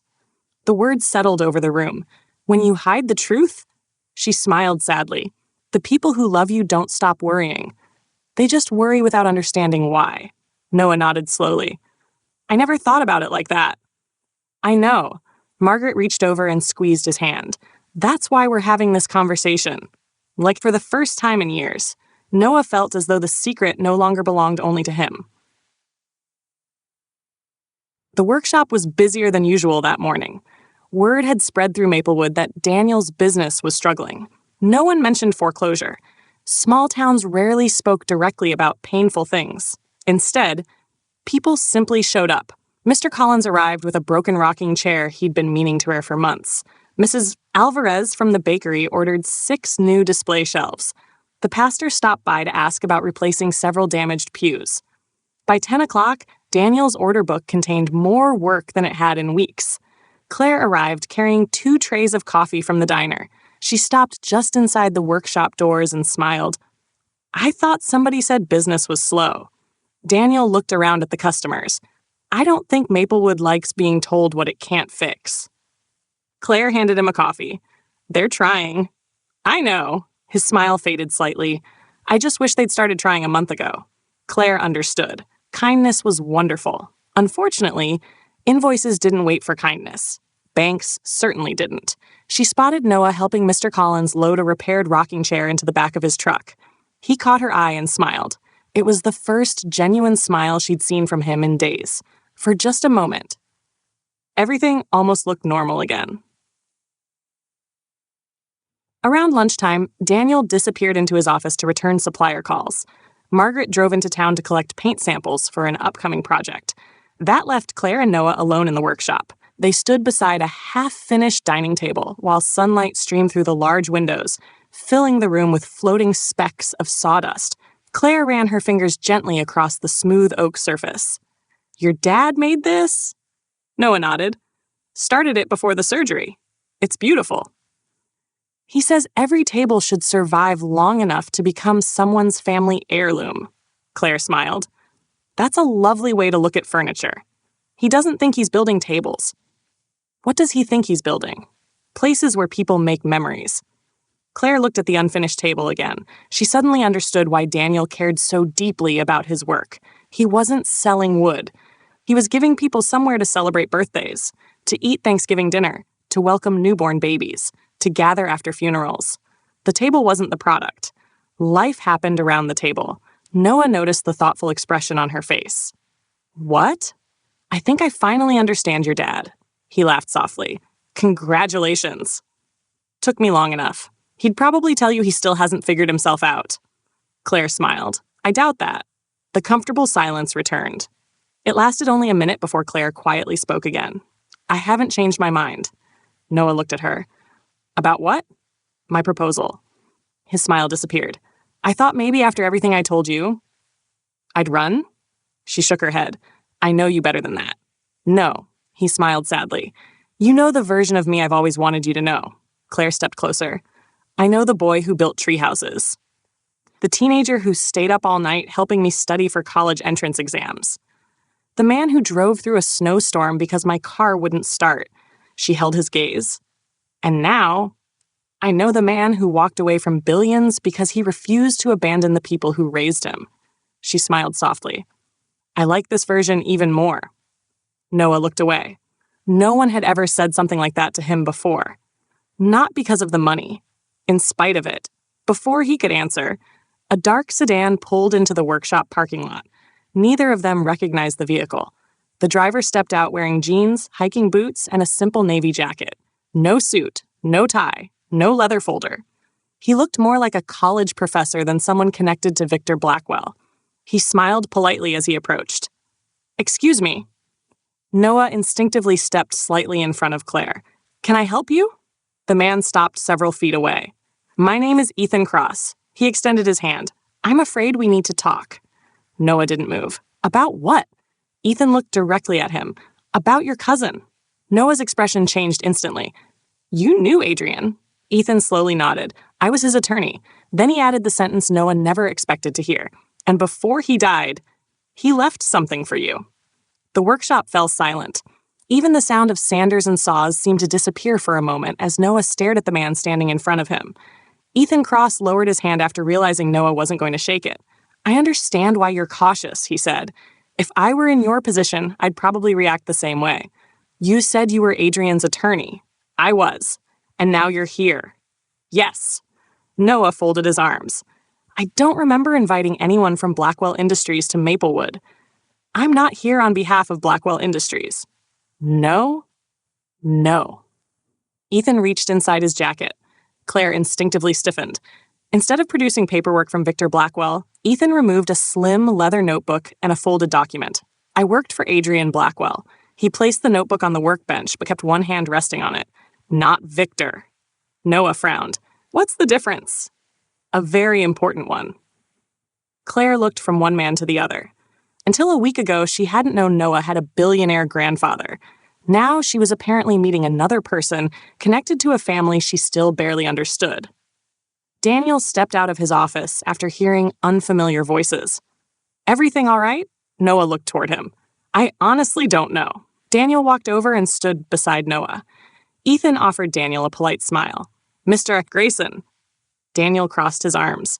"I'm beginning to dislike it when strangers know my name." "I don't blame you." Ethan looked around the workshop for a moment. His eyes lingered on the unfinished furniture, the tool racks, and the family photographs hanging near the office door. A faint smile appeared. "So this is the place." Noah narrowed his eyes. "You've been here before?" "No, but Adrian talked about it often." The sentence caught Noah completely off guard. "What?" He described it exactly. The smell of fresh pine. The old radio your father refuses to replace. The coffee that's always a little too strong. Daniel looked toward the battered radio sitting on a shelf. "It does need replacing." "No, it doesn't," Noah replied automatically. Daniel smiled. "I was testing you." For just a second, the tension eased. Then Noah looked back at Ethan. "How did Adrian know any of that?" Ethan became serious again. "Because he hired someone to find you." Claire felt a chill. "When?" "About 4 years ago." Noah stared at him. "Why?" "Because he wanted to meet you." Silence filled the workshop. Daniel looked confused. "I thought you said this Adrian was..." "My cousin," Noah finished quietly. "The one who died." Ethan nodded. "He spent years trying to convince Victor Blackwell to contact you." "And?" "Victor refused." Noah laughed once. "That sounds like him." He believed anyone who walked away from the family didn't deserve a second invitation. "And Adrian?" He disagreed. Claire watched Noah carefully. For the first time since Ethan had arrived, curiosity had begun replacing suspicion. "What did he want?" Noah asked. Ethan looked directly at him. He wanted to know whether the stories were true. "What stories?" "That the happiest person in the Blackwell family," he glanced around the workshop, "was the one who had left it." Noah didn't know what to say. He had never met Adrian. He had never spoken to him. Yet somehow, his cousin had spent years wondering about him. Ethan slowly opened the leather notebook. "It's a journal." He kept it during the last year of his life. Noah looked at the worn leather cover. "He wrote about me?" "Quite a bit." "How?" He became fascinated by the idea that someone would voluntarily leave everything he spent his own life trying to inherit. Claire quietly asked, "Did they ever meet?" Ethan shook his head. "No." Adrian wanted to, but Victor made it very clear that contacting Noah behind his back would have consequences. Daniel frowned. "So he listened?" "For a while." Ethan smiled sadly. Then Adrian did what good people usually do. He ignored bad advice. A small smile appeared on Daniel's face. "I think I'd have liked him. I think you would have." Ethan carefully removed an envelope from inside the notebook. Across the front, written in neat handwriting, were just 3 words. "For Noah only." Noah looked at the envelope without touching it. His name, written by someone he had never met. Someone who had spent years trying to find him. Someone who was now gone. Ethan gently slid the envelope across the workbench. He asked me to give you this only if something happened to him. Noah's voice was almost a whisper. He knew he was dying? Ethan nodded slowly. The cancer had already spread. Claire felt her heart sink. How old was he? 32. Noah closed his eyes. Just 32. Only 2 years older than him. He reached for the envelope. His fingers stopped just above it. What does Victor know about this? Ethan's expression became unreadable. Nothing. You didn't tell him? I resigned the morning after Adrian's funeral. Daniel looked surprised. You walked away? I couldn't work for someone who treated his grandson's death like a board meeting. The workshop became silent again. Ethan looked directly at Noah. I came because Adrian believed you deserved a choice. What choice? The truth. He nodded toward the envelope. Or the version Victor Blackwell wants you to hear. Noah finally picked it up. The paper felt heavier than it should, almost as though 12 years of unanswered questions had somehow been folded inside it. He turned it over. The seal had never been broken. For several long moments, no one spoke.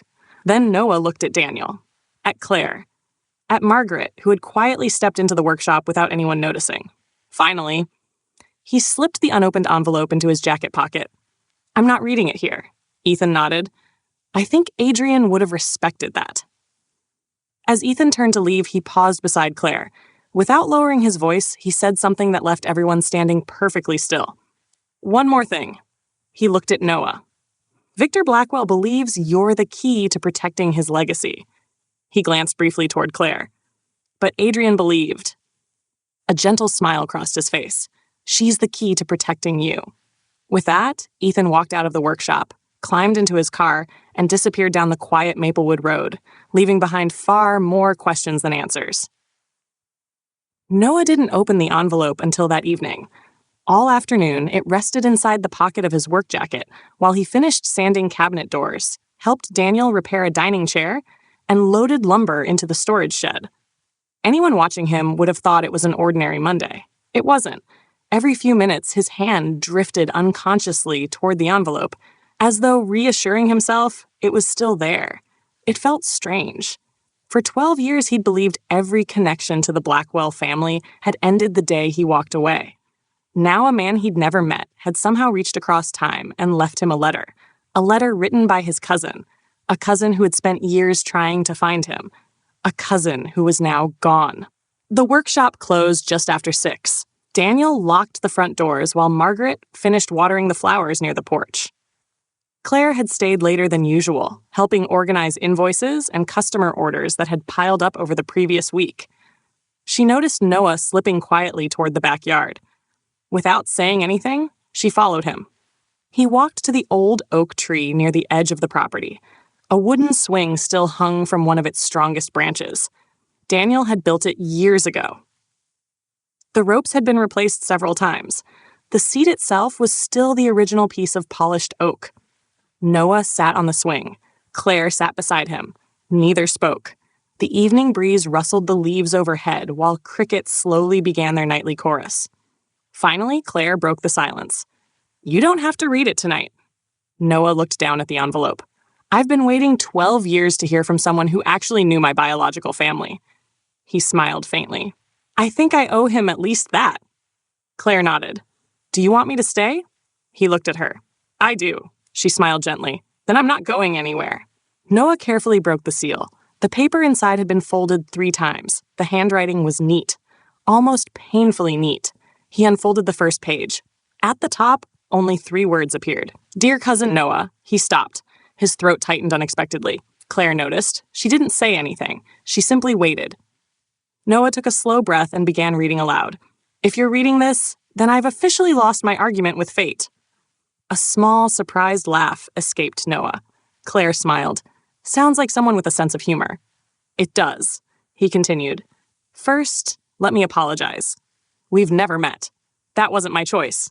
I asked to find you more times than I can count. Every request ended exactly the same way. No. Victor believed people who walked away didn't deserve another invitation. I disagreed.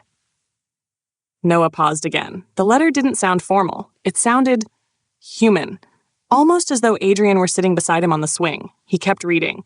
I don't know what stories you've heard about our family. If the answer is none, congratulations. You probably had the better childhood. Claire couldn't help smiling. So far, she whispered. I like him. So do I. Noah continued.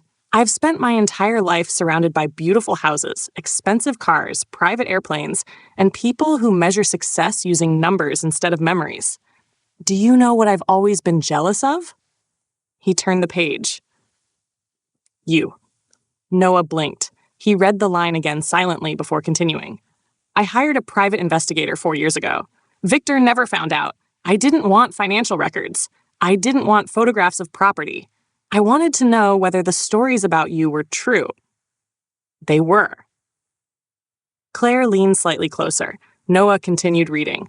The investigator told me you still lived in Maplewood. He told me you worked beside the man who raised you. He sent me photographs of your father laughing while the two of you carried a dining table into someone's house. I stared at that photograph for nearly an hour. Noah stopped again. His eyes drifted toward the workshop. Daniel was still inside, humming quietly while cleaning his workbench. The familiar sound floated through the open windows.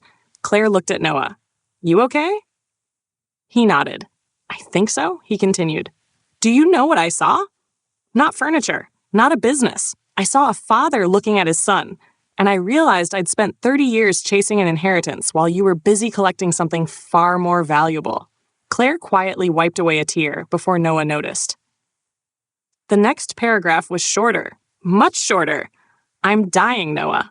The words seemed to echo beneath the old oak tree. Noah swallowed hard before reading on. The doctors have been honest. I'm grateful for that. I probably have less than a year. Cancer doesn't negotiate. Claire lowered her eyes. She had expected sadness. She hadn't expected such honesty. Noah continued. Funny thing about dying, it changes your definition of wealth. He smiled sadly. Suddenly, I don't care who gets the company.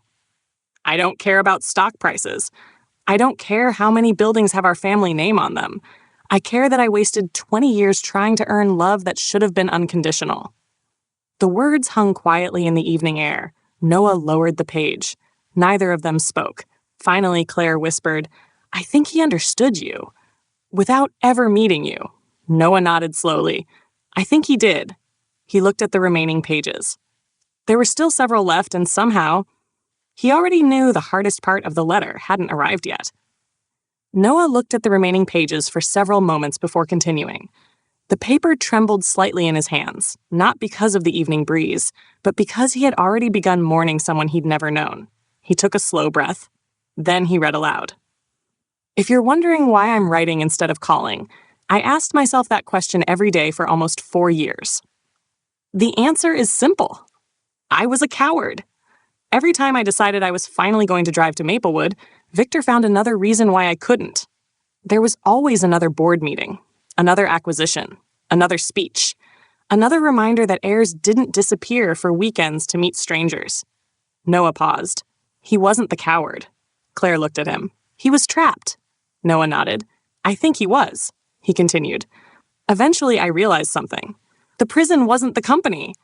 It was approval. I spent my whole life trying to become the grandson Victor wanted. You spent yours becoming the son Daniel already loved. The words settled quietly beneath the old oak tree. Claire glanced toward the workshop. Daniel was still inside, carefully sweeping sawdust into a pile before locking up. Nothing about him suggested wealth. Nothing about him suggested power. Yet somehow, he possessed something Victor Blackwell apparently never had, the ability to make someone feel they already belonged. Noah continued reading. The investigator I hired wasn't very good at following instructions. I asked him to tell me where you lived. Instead, he kept telling me stories. A small smile crossed Noah's face. He told me your father still insists on checking every dining table himself before it leaves the workshop. He told me your mother hugs customers goodbye. He told me the local elementary school teacher eats Sunday dinner with your family almost every week. He said nobody in Maplewood seems to remember she's not actually related to any of you. Claire looked down at the ground. She suddenly felt self-conscious. Noah smiled. That sounds about right. It does, he continued. The investigator couldn't understand why I smiled every time he mentioned Claire Bennett. He assumed you were dating. When he finally realized you weren't, he called both of you idiots. Claire laughed through her tears. He wasn't wrong. Noah looked at her. I suppose not. For just a moment, the sadness lifted. Then Noah turned the page. His smile disappeared. Now I need to tell you why you're really reading this letter. Claire instinctively straightened. Something in the wording felt different. He continued, Victor isn't looking for you because he misses you. I need you to understand that before anything else.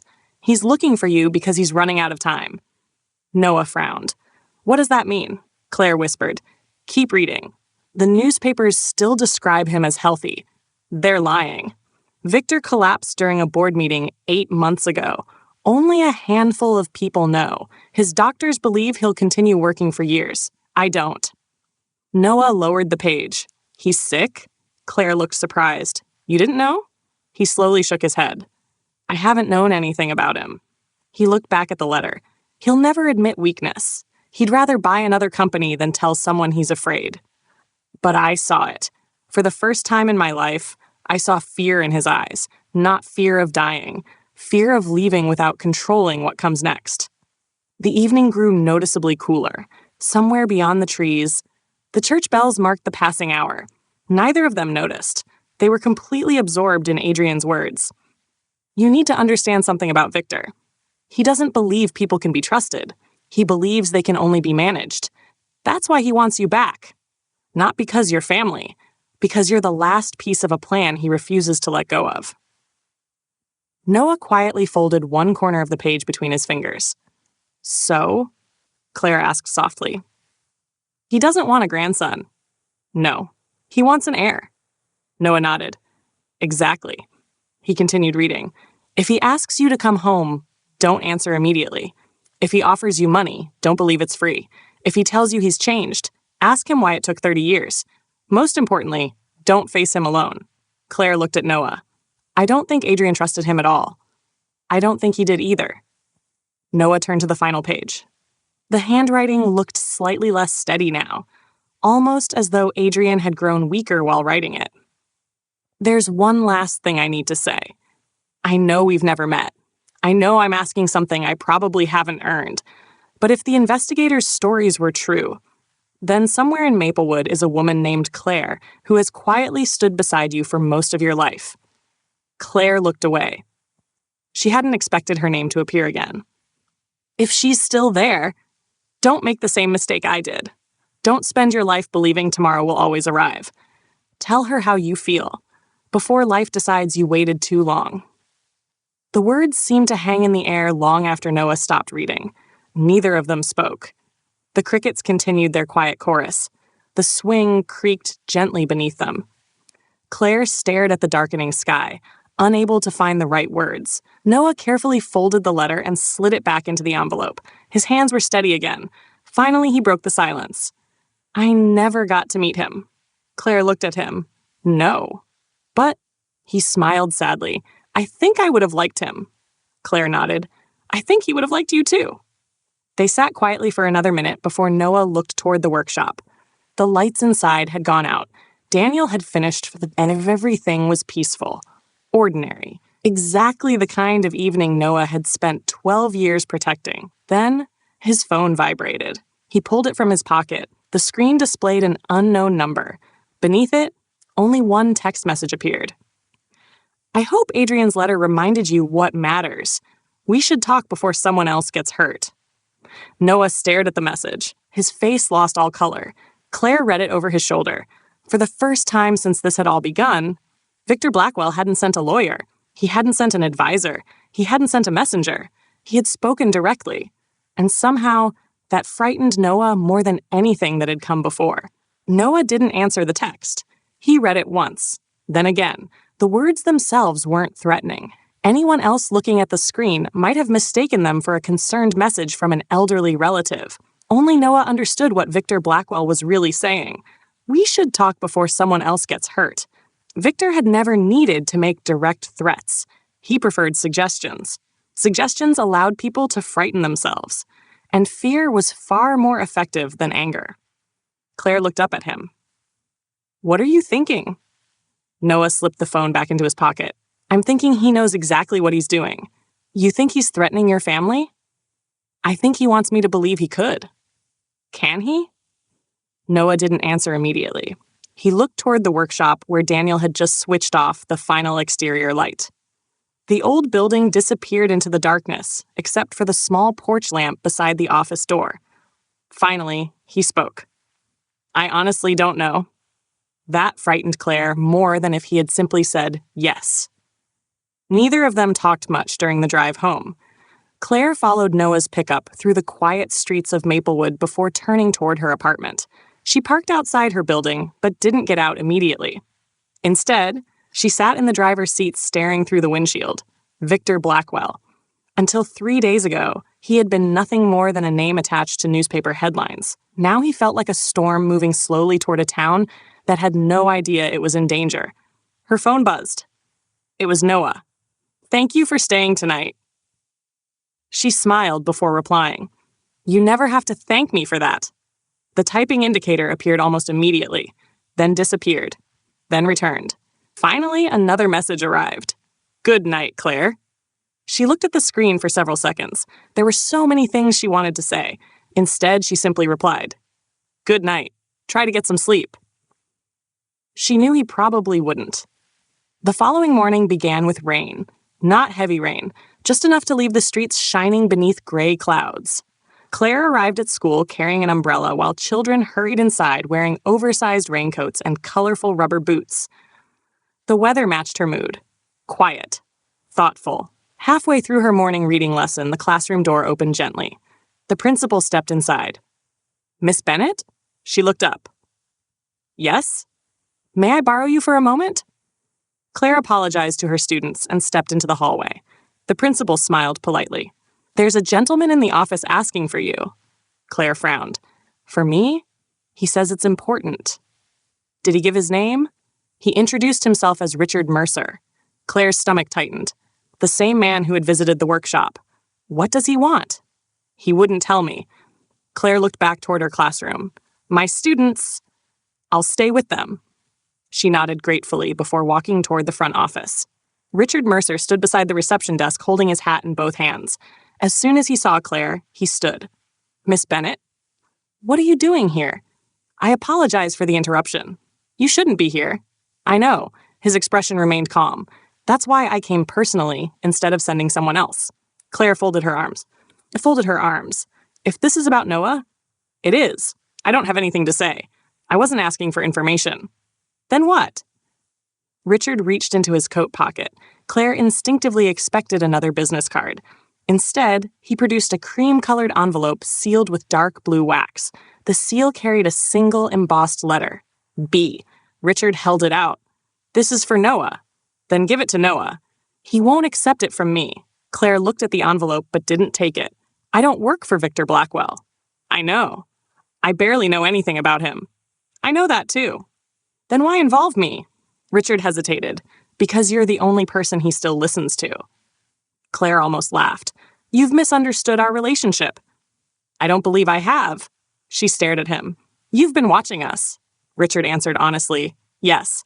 "That's disturbing." "It wasn't my decision." She sighed. "What does Victor want?" Richard looked out through the office window where rain continued falling across the parking lot. "He wants one conversation."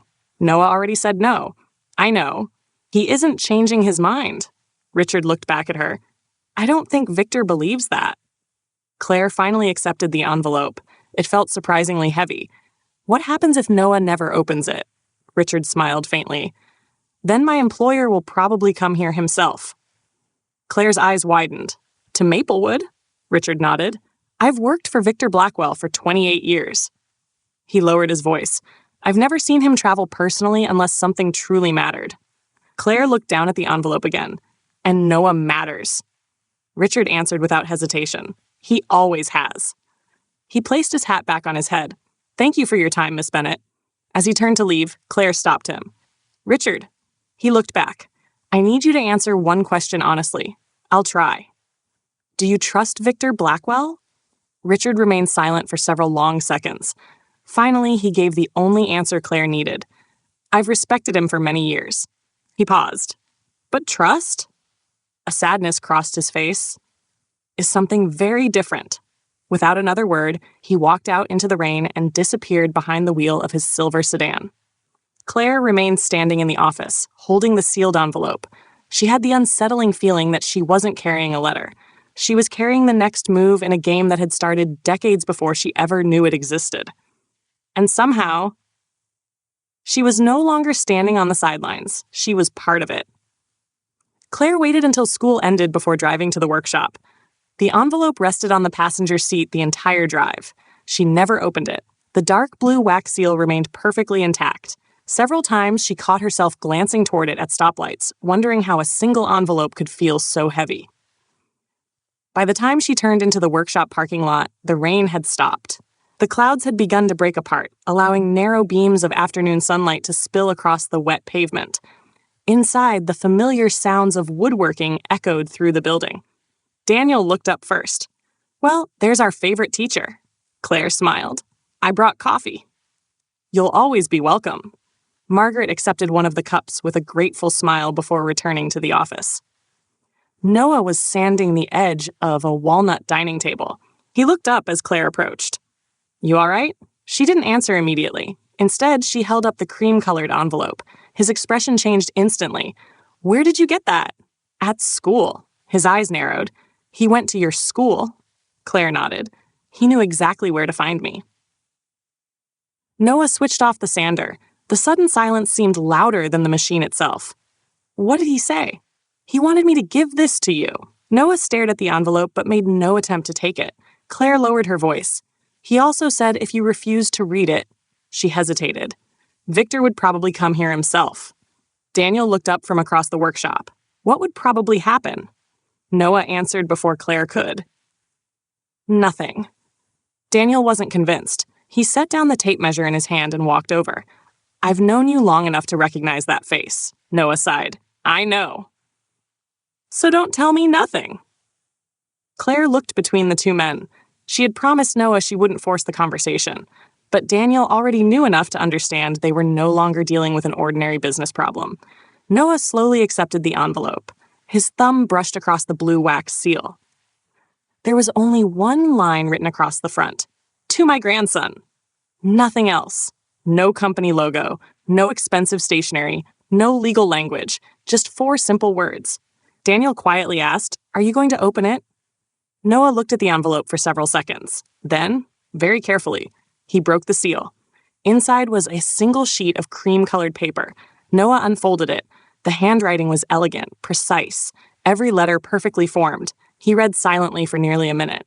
Claire watched his expression. First confusion, then disbelief, finally. Something she had never seen on Noah's face before.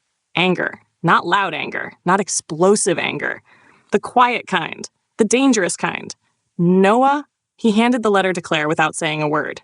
She read, "Noah, if this letter has reached you, then I assume you've already spoken with Richard and received Adrian's final letter.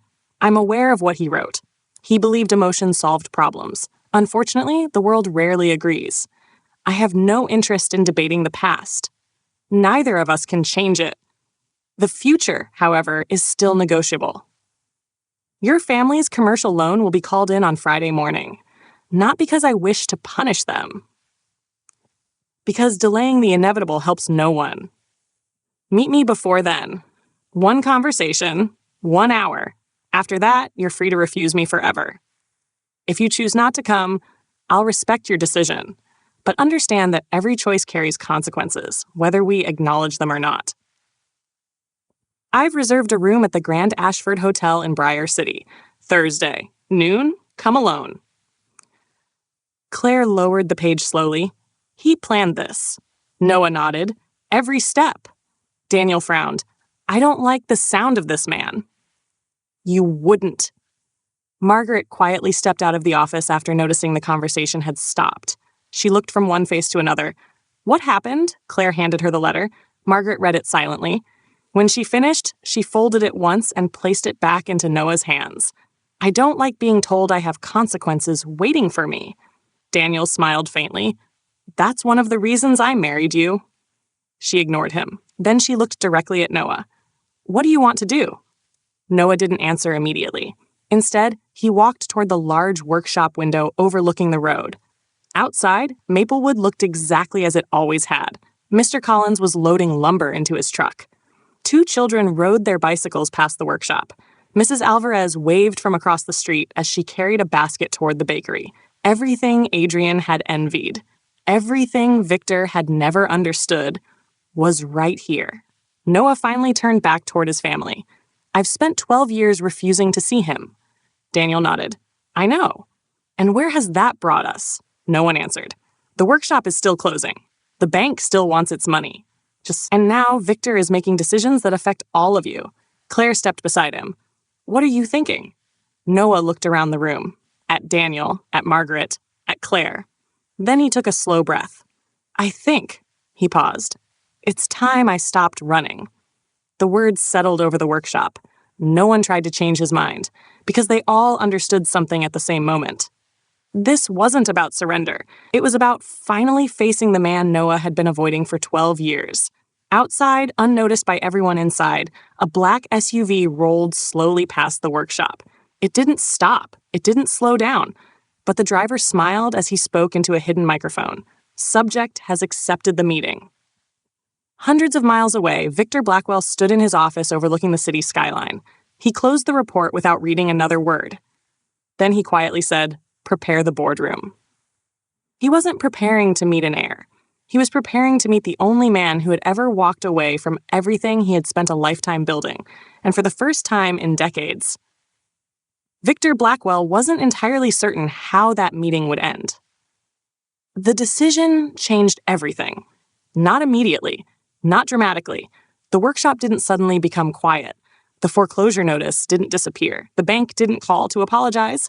Life in Maplewood continued exactly as it always had. But beneath the ordinary rhythm of the town, everyone knew Thursday had become the line dividing before and after. Noah would meet Victor Blackwell. Whether that meeting saved the workshop or destroyed what little peace remained was another question entirely. Tuesday evening brought an unexpected calm. Daniel closed the workshop an hour earlier than usual and surprised everyone by suggesting they eat dinner on the back porch. The weather's too nice to waste indoors, he said. Margaret smiled knowingly. You just don't want to wash dishes. I was hoping nobody would notice. Claire laughed as she carried a bowl of salad outside. The old wooden picnic table had seen decades of family dinners. Its surface was scarred with tiny marks left by homework projects, birthday cakes, and countless cups of coffee. Daniel had built it before Noah was born, insisting that outdoor dinners tasted better. He still believed that. For nearly an hour, nobody mentioned Victor. Nobody mentioned the meeting. Instead, they talked about ordinary things. Daniel described a customer who insisted oak and walnut were exactly the same wood. They're both brown, Daniel said dramatically. Apparently that's all the evidence he needed. Margaret rolled her eyes. You argued with him for 20 minutes. I educated him. You argued. Claire smiled. Who won? Daniel proudly folded his arms. He bought the walnut. Noah laughed. So technically Dad did. Margaret pointed her fork toward Noah and asked. He also gave the customer a 30-minute lecture nobody asked for. It was complimentary. They laughed together. Claire found herself studying the scene without anyone noticing, Daniel laughing, Margaret shaking her head with that familiar smile she'd worn for years, Noah looking more relaxed than he had since Friday. She suddenly understood exactly what Adrian had meant in his letter. This was the inheritance Noah had chosen. Not money, not power. Moments. Ordinary moments that somehow became priceless. Later that evening, Claire helped Margaret wash the dishes while Daniel and Noah carried chairs back into the garage. Margaret waited until the water was running before speaking. Can I ask you something? Claire looked over. Of course. Do you love him? The plate nearly slipped from Claire's hands. She looked up. Margaret continued drying a glass as though she'd asked about tomorrow's weather. Claire laughed nervously. That wasn't exactly subtle. I'm 70 years old. Margaret smiled. I've reached the stage where subtlety feels like unnecessary work. Claire looked back into the sink. I don't know. Margaret didn't say anything. She simply waited. I've never really thought about it. Margaret raised an eyebrow. I find that difficult to believe. Claire sighed softly. I've always loved Noah. She quickly corrected herself. I mean, I know what you meant, Claire smiled. I just don't know when friendship became something more. Margaret placed the towel on the counter. I don't think those things are always separate. Claire looked at her. When I met Daniel, Margaret smiled toward the backyard. He wasn't the most handsome man I'd ever seen. Claire laughed. I'm definitely telling him you said that. Oh, he knows, she laughed too. What made me fall in love wasn't fireworks. It wasn't some magical moment. It was watching him become the person I trusted most. Claire listened quietly. One day I realized something. What? Margaret's smile softened. If something wonderful happened, he was the first person I wanted to tell. And if something terrible happened, he was still the first person I wanted beside me. She gently squeezed Claire's hand. That's when I knew. Claire stood silently for several moments after Margaret left the kitchen. She stared out the window. Noah and Daniel were laughing about something near the workshop. Noah looked over. Their eyes met. He smiled. Without thinking, Claire smiled back. Maybe? Margaret was right. Wednesday morning arrived with clear blue skies. The workshop was busier than it had been all month. Several customers had spread the word that Daniel needed work, and Maplewood had responded the only way it knew how, by helping. Claire stopped by during her lunch break carrying sandwiches. As she entered the workshop, she found Noah measuring a large walnut tabletop while Daniel worked nearby. You two look busy, Daniel grinned. I haven't been this tired in weeks. That's a good sign. It would have been a better sign 3 months ago. Claire nodded. I know. Daniel looked around the workshop. But I won't complain. He lowered his voice. I'd forgotten how nice it feels to hear this place full again. Claire understood exactly what he meant. The machines were running. Customers were talking. Someone had turned the old radio up slightly louder than usual. For a little while, the workshop sounded alive again. Then Noah's phone vibrated. He looked at the screen. His smile disappeared. Claire noticed immediately. What is it? He slowly turned the phone around. Another message, only 6 words. I'll be waiting tomorrow, disappoint me. No signature. None was needed. Victor Blackwell had just reminded Noah that tomorrow was no longer a choice. It was a countdown. Noah locked the phone and slipped it back into his pocket. Daniel looked at him quietly. Still planning to go? Noah nodded. Yes. Daniel rested a hand on his son's shoulder. Then there's something I want you to remember. Noah looked up. No matter what that man owns. Daniel smiled gently. He still can't buy the life you've already built. Those words stayed with Noah for the rest of the afternoon, because deep down, he knew Daniel was right. The question was whether Victor Blackwell understood it too. Thursday morning arrived before dawn. Noah was already awake. He stood alone in the workshop with only a single light burning above Daniel's workbench. The familiar smell of oak and cedar surrounded him as he slowly walked through the building, running his fingertips across tables, cabinets, and rocking chairs that were waiting to be delivered. This place had been his entire adult life. Every scar on the workbenches told a story. Every tool had its place. Every project carried Daniel's belief that if something was worth building, it was worth building well. Noah stopped beside the old workbench where Daniel had taught him how to measure lumber. He smiled to himself. You measured from the wrong end, Daniel had laughed. I was 12. And I thought inches started wherever I was standing. Daniel had laughed so hard he'd nearly dropped the tape measure. The memory made Noah smile. Then the workshop door opened quietly. Daniel stepped inside carrying 2 steaming mugs of coffee. I figured I'd find you here. Noah accepted one of the mugs. I couldn't sleep. I know. They stood together in silence for a while. Finally, Daniel spoke. When I was 26, Noah looked over. I almost sold this workshop. You never told me that. There wasn't much to tell. Daniel leaned against the workbench. The bank turned down my loan. I'd already signed contracts. I thought I'd lose everything before I ever really started. What happened? An old carpenter named Frank Ellis walked through that door. Daniel smiled at the memory. He'd heard I was packing up. What did he say? He looked around for about 5 minutes. And then he handed me an envelope. Noah frowned. Money? Daniel nodded. Every dollar he'd saved. You took it? No. I told him I couldn't. What did he do? Daniel laughed softly. He told me I was confusing pride with responsibility. Noah smiled. That sounds like something you'd say. I say it because Frank said it first. Daniel looked around the workshop. I paid every cent back. But that's not the point. He looked directly at Noah. Sometimes letting people help isn't weakness. It's trusting them enough to stand beside you. Noah looked down at the coffee in his hands. I've never been very good at that. I know. Daniel smiled. But you're learning. By 8:30, Claire had arrived. She wasn't carrying coffee today. Instead, she held a small paper bag from Miller's Bakery. I brought breakfast. Margaret laughed. I knew there was a reason I liked you. Inside the bag were fresh cinnamon rolls, blueberry muffins, and 4 sausage biscuits. Daniel looked delighted. I think negotiations always go better after breakfast. We're not negotiating, Noah reminded him. No. Daniel took a bite of a cinnamon roll. But you'll think better if you're not hungry. Margaret rolled her eyes. He believes food solves almost everything. It solves enough. Claire noticed Noah smiling. It wasn't a big smile, but it was real. For the first time since Victor had reappeared, the fear wasn't the only thing on his face. At 10:15, Noah walked upstairs to change. When he came back down, he was wearing a charcoal blazer over a light blue button-down shirt, dark jeans, and polished brown shoes. Claire blinked. I don't think I've ever seen you in a blazer. He looked down at himself.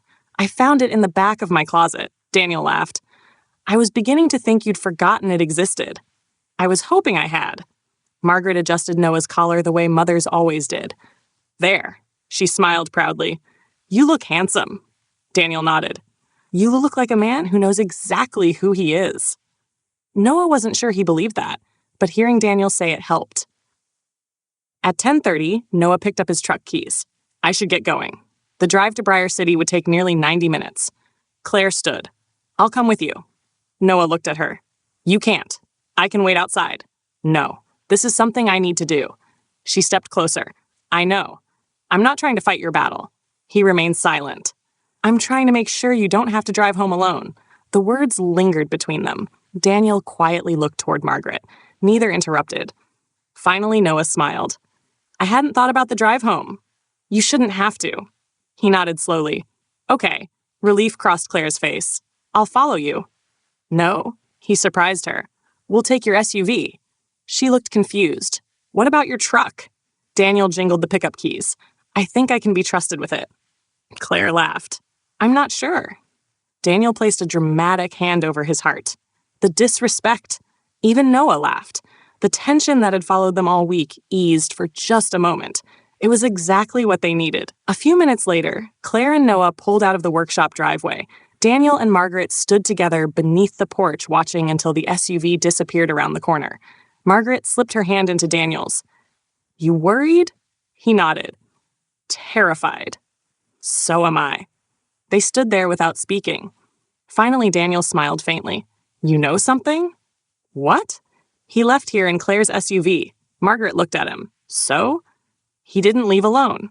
She smiled. He didn't. The first 40 minutes of the drive passed quietly. Rolling farmland slowly gave way to wider highways. The familiar 2-lane roads around Maplewood became busy 4-lane streets leading toward Briar City. The buildings grew taller. Traffic became heavier. Claire glanced toward Noah. You okay? He watched the road ahead. I haven't been here in 12 years. To Briar City? He nodded. The last time I drove this road, he paused. I promised myself I'd never come back. Claire reached across the center console and gently rested her hand over his. This time, he didn't pull away. Instead, he turned his hand over and quietly held hers. Neither of them spoke. Sometimes silence carried more comfort than words ever could. As the skyline of Briar City finally appeared on the horizon, Noah felt something he hadn't expected. He wasn't afraid of seeing Victor Blackwell. He was afraid of what Victor might try to take from him. Claire looked out at the towering buildings rising into the afternoon sky. Which one? Noah pointed toward the tallest glass tower dominating the center of the city. There. Claire followed his finger. The sunlight reflected brilliantly from the mirrored windows. At the very top, in polished silver letters visible from miles away, were 2 words, Blackwell Tower. For the first time, the world Noah had left behind was no longer a story. It stood directly in front of them, waiting. Claire slowed the SUV as they entered downtown Briar City. The streets were nothing like Maplewood. Traffic moved in tightly packed lanes, pedestrians hurried across intersections without looking up from their phones, and glass skyscrapers reflected the afternoon sunlight so brightly that Claire instinctively lowered the visor. Everything felt faster, louder, busier. She glanced toward Noah. He hadn't spoken for nearly 15 minutes. "You've been here before?" He nodded without taking his eyes off the road. "A few times." "You know where you're going?" "I wish I didn't." The navigation system announced another turn. A minute later, Blackwell Tower came fully into view. It dominated the skyline. 48 stories of steel and glass rose into the blue sky, its mirrored exterior reflecting the surrounding buildings until it almost looked unreal. The silver letters near the entrance read, "Blackwell Industries." Nothing about the building invited people inside. It demanded attention. Claire parked across the street in a public parking structure. For a few moments, neither of them reached for the door. The silence wasn't awkward. It was the kind of silence people shared before stepping into something that might change their lives. Claire finally spoke. "You still have time to leave." Noah smiled faintly. "I've been leaving for 12 years. She looked at him. "Then maybe it's time to stop." He nodded once. "I think that's why I'm here." He opened the door. Before stepping out, Claire gently touched his arm. "One thing." He looked back. "No matter what happens in there," she smiled softly, "you're still Noah Grayson when you walk back out." Those words stayed with him as they crossed the street together. The lobby was unlike anything Claire had ever seen. The marble floor reflected the enormous chandelier suspended 3 stories above them. Fresh, white orchids decorated polished stone tables. Employees moved quietly through the building, each wearing tailored business attire and wireless earpieces. No one spoke loudly. Even conversations seemed carefully measured. Claire instinctively lowered her own voice. "It doesn't even smell real." Noah smiled. "It smells expensive." A receptionist looked up immediately. "Good afternoon." Her smile was perfectly practiced. "Welcome to Blackwell Industries." She looked directly at Noah. "Mr. Grayson." Claire noticed it immediately. She hadn't asked for his name. "We've been expecting you." Noah nodded politely. "I have an appointment." "Yes, sir." She stood.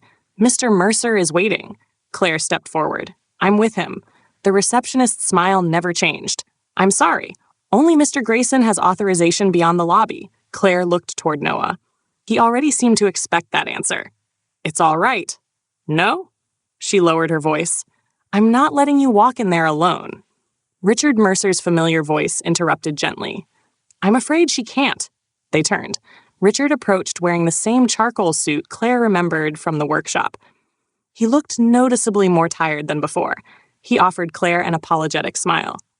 "I wish the rules were different." Claire folded her arms. "Do they really think I'm a security threat?" Richard almost laughed. "No. They think you're a distraction." Noah looked at him. "Meaning?" Richard hesitated. "Victor requested a private conversation." Claire looked directly at Noah. "You don't have to do this." Noah looked back at Blackwell Tower, then toward Claire. "I do." She reached into her handbag. From inside, she removed a folded piece of paper. He looked confused. "What's that?" "Something I wrote during the drive." She handed it to him. "If the meeting goes badly..." He frowned. "Claire?" "No." She smiled. "Just promise me you'll read it afterward." He accepted the folded page without opening it. "I promise." Richard quietly checked his watch. "We should go." Claire took one small step closer. She wrapped her arms around Noah. The hug lasted only a few seconds, long enough for her to whisper something only he could hear. "You don't have to earn your place in anyone's family." Noah closed his eyes, then nodded. When they stepped apart, Richard politely gestured toward the elevators. "This way." The elevator climbed almost silently. Richard and Noah stood alone inside. Neither spoke until the display passed the 30th floor. Finally, Richard broke the silence. "I owe you an apology." Noah looked over. "For what?" "I knew who you were the first day I came to Maplewood. I assumed that. I also knew what Victor intended. And I still delivered the invitation." Noah looked at the polished steel doors. "You were doing your job." Richard shook his head. "That's what I told myself." He smiled sadly. "I've spent 28 years confusing loyalty with obedience."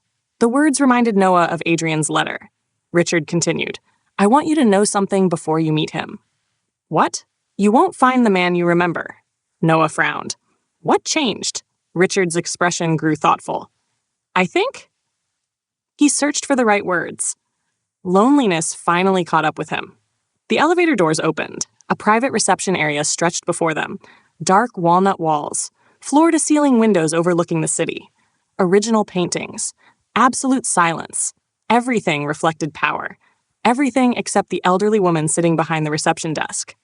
She smiled warmly as Noah approached. Welcome back. Noah stopped. He stared at her for several seconds. Then recognition slowly appeared. Mrs. Harris? Her smile widened. You remembered. You taught me chess. I tried.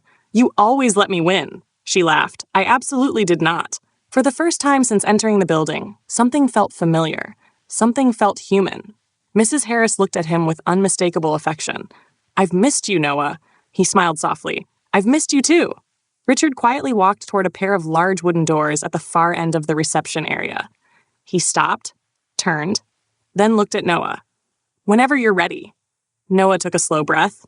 He unfolded Claire's note for just a moment. Only one sentence had been written. You already know what a good man looks like because Daniel showed you every day. Don't let anyone convince you otherwise. He smiled, carefully folded the paper again, slipped it into his jacket pocket, then walked toward the doors. Richard opened them slowly. Inside waited the man Noah hadn't seen in 12 years. Victor Blackwell stood beside the enormous windows overlooking Briar City. His hands rested behind his back. His hair had turned almost completely silver. His posture remained perfectly straight. Without turning around, he spoke. I was beginning to think you'd forgotten the way home. Noah stepped into the office. The doors closed quietly behind him. For the first time in 12 years, grandfather and grandson stood in the same room. For several long seconds, neither man moved. Victor Blackwell continued looking out through the floor-to-ceiling windows as if the city below required his full attention. Cars flowed through the streets like tiny streams of light. Construction cranes dotted the skyline. Hundreds of people hurried along sidewalks without realizing they were being watched from 48 floors above. Noah remained near the doorway. He wasn't intimidated by the office. He was surprised by the silence. He had expected lawyers, executives, assistants with tablets. Instead, the enormous room contained only 2 people. Victor finally turned. Time had changed him. The commanding presence was still there, but age had quietly claimed its share. His silver hair was thinner than Noah remembered. Fine lines marked the corners of his eyes, and there was a slight stiffness in the way he walked that hadn't existed 12 years earlier. For the first time in his life, Victor Blackwell looked old. The older man studied Noah for several moments. You've grown into your father. Noah answered calmly. I already have one. Victor didn't react. I expected that answer. I imagine you expected most of this conversation. Victor gestured toward 2 leather chairs near the windows. Sit. I'd rather stand. Victor accepted the refusal with a small nod. You've become less predictable. No, I've become harder to control. For the first time, the faintest hint of a smile appeared on Victor's face. Fair enough. The room fell quiet again. Victor walked slowly toward a polished walnut cabinet and poured 2 glasses of water. He placed one on the table. Noah left it untouched. I remember, Victor said. You never liked sparkling water. Noah looked at the glass. You remember that? Victor took a sip from his own. I remember far more than you probably think. The answer caught Noah off guard. He hadn't expected sentiment. He certainly hadn't expected memories. Victor set his glass down. You've probably convinced yourself I never cared. I've never spent much time wondering. It wasn't entirely true. Victor seemed to know that. When you were 6, Victor looked toward the skyline. You became convinced that the moon followed our car. Noah frowned slightly. You asked your mother whether it followed everyone. The memory returned unexpectedly. He hadn't thought about it in years. Victor continued quietly. You refused to believe her answer. Noah looked at him carefully. You remember that day.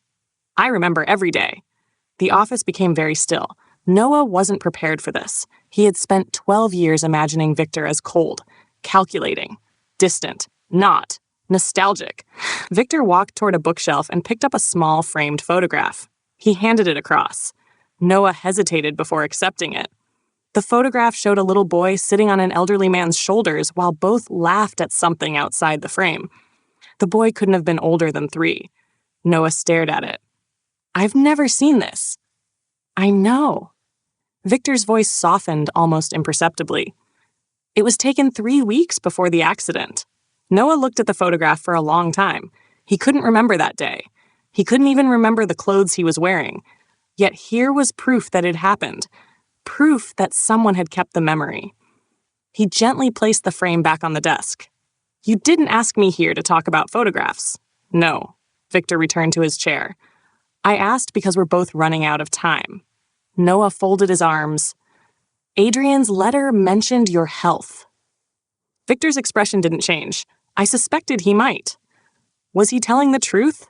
Victor remained silent for several seconds. Finally, "Mostly." "What does that mean?" "It means doctors enjoy making predictions. And they're often wrong." "You didn't answer my question." Victor looked directly at him. "I've had 2 heart attacks." The words landed quietly. No drama. No self-pity. Simple fact. The first happened 8 months ago. The second, he paused briefly, last month. Noah didn't know what to say. Victor continued. "I recovered." "So did Daniel." Victor looked surprised. "He had heart surgery last year." "I know." Noah noticed the answer immediately. "You know?" "I know about the surgery." "You know about the workshop." "I know about the foreclosure." "You know almost everything." Victor nodded once. "It would appear so." Anger returned to Noah's voice. "You've been watching my family. I've been protecting my grandson." "No. You've been spying on us." Victor didn't argue. Instead, he quietly asked, "Was anyone harmed?" "That's not the point. It is to me." The tension between them grew heavier. Neither man raised his voice. Neither needed to. Victor stood again and slowly walked toward the windows. When Adrian died, he looked down at the city below.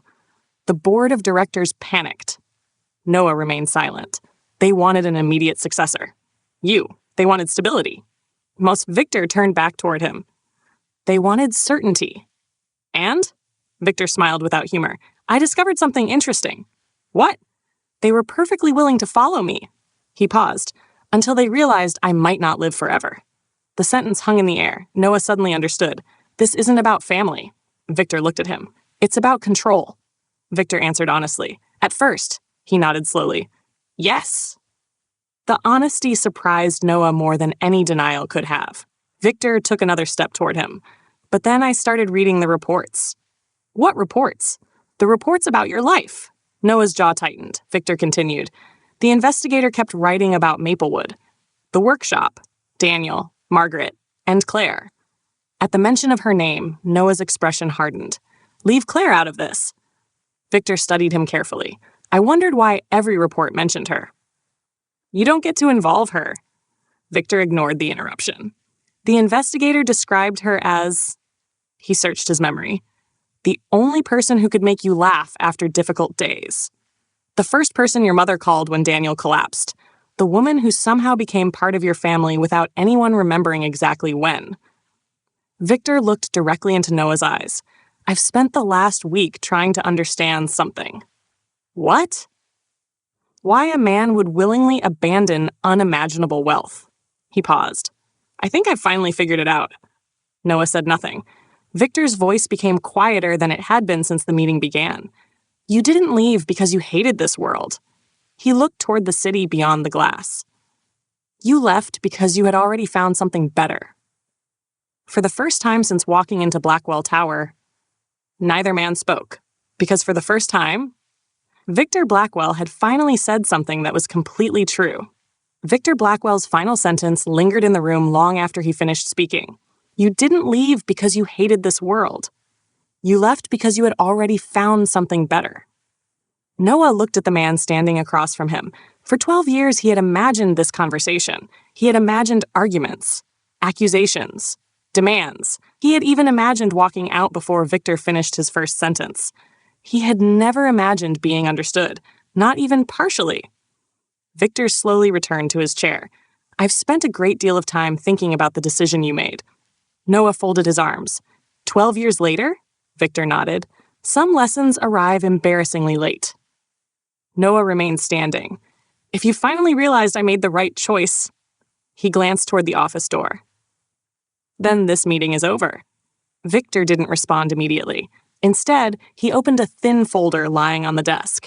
Inside were several photographs. He turned the first one around. Daniel stood beside a newly finished dining table, smiling proudly while a young couple admired his work. Noah frowned. "Why do you have that?" Victor ignored the question. "The investigator took this 3 years ago." He slid over another photograph. Margaret stood outside the library helping children choose books during a summer reading program. Another. Claire, sitting cross-legged on the floor of her classroom, surrounded by second graders listening to a story. Another. Noah and Daniel unloading lumber from an old pickup truck while laughing about something neither camera nor photograph could capture. Victor looked at Noah. "These are the photographs that changed my mind." Noah stared at him. "You had people following us for years?" "I did. That's not changing your mind. That's invading our lives." Victor accepted the criticism. "It is." He looked down at the photographs. "But I kept expecting to find something missing." "What?" "Regret." Noah didn't answer. Victor continued. "People who walk away from extraordinary wealth usually spend the rest of their lives wondering whether they made a mistake." He looked back up. "You never did." Noah quietly replied. "Because I didn't." Victor nodded. "I know."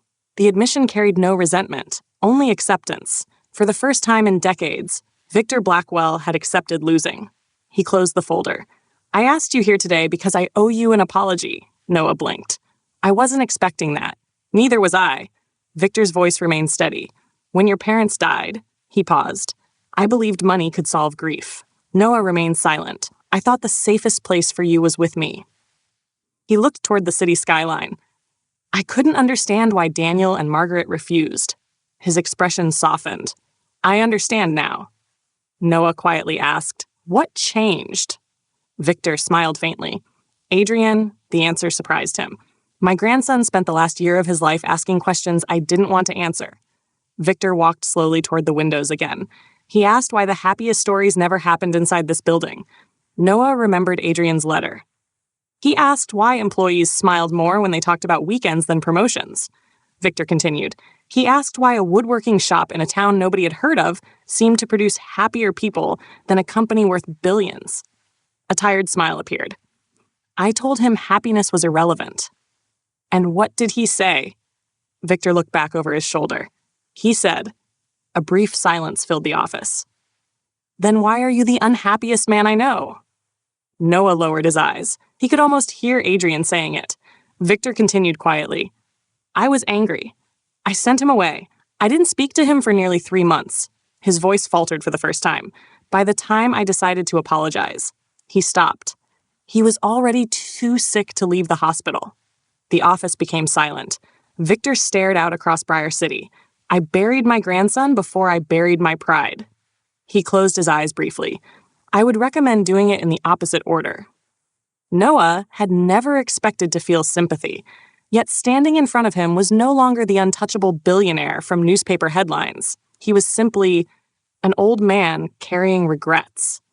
That didn't erase the past, but it changed the conversation. Noah finally spoke. Why didn't you come 12 years ago? Victor answered honestly, because I thought you would eventually come back. And when I didn't, I convinced myself you were being stubborn. And after 5 years, I blamed Daniel. And after 10, Victor smiled sadly, I blamed myself. The honesty left Noah with nowhere to direct his anger. For the first time, Victor wasn't defending his choices. He was simply admitting them. The older man returned to the desk and opened another folder. This one contained legal documents. He pushed them across the polished wood. I'm not asking you to become chairman. Noah looked down but didn't touch the papers. I'm not asking you to move to Briar City. Silence. I'm not asking you to leave Maplewood. Noah finally looked up. Then what are you asking? Victor took a slow breath. I want 1 year. What? 1 year. He folded his hands together. 1 day each month. 12 meetings. You come here. You learn how the company works. No obligations, no contracts, no announcements. If after 1 year you still want nothing to do with Blackwell Industries. He looked directly into Noah's eyes. I will never ask again. Noah stared at him. And the workshop? Victor answered without hesitation. The bank loan disappears. You'll forgive it? No, Victor shook his head. I'll purchase the note. And I'll transfer it. To whom? Victor's answer came quietly. Daniel Grayson. Noah frowned. So he owes you. Victor smiled. No, he owes no one. I'll cancel the debt. Noah looked at him carefully. You expect me to believe there's no catch? Victor held his gaze. There is one. I knew it. Victor nodded. I expect you to spend 1 year deciding based on your own judgment. He paused. Not your anger toward me. The room fell silent once again. Noah looked down at the documents. 1 year. 12 meetings. The workshop saved. No obligation afterward. It sounded reasonable. Almost too reasonable. Which was exactly why he didn't trust it. And somewhere in the back of his mind, Claire's voice quietly returned. You don't have to earn your place in anyone's family. Noah slowly closed the folder without signing a single page. I need time. Victor nodded. I expected that. Neither man realized. Outside the office, Richard Mercer had quietly stopped walking. He wasn't trying to eavesdrop. The voices had simply carried through the partially open boardroom door. And for the first time in nearly 3 decades of working for Victor Blackwell, Richard heard something he never thought possible. Victor wasn't negotiating. He was asking.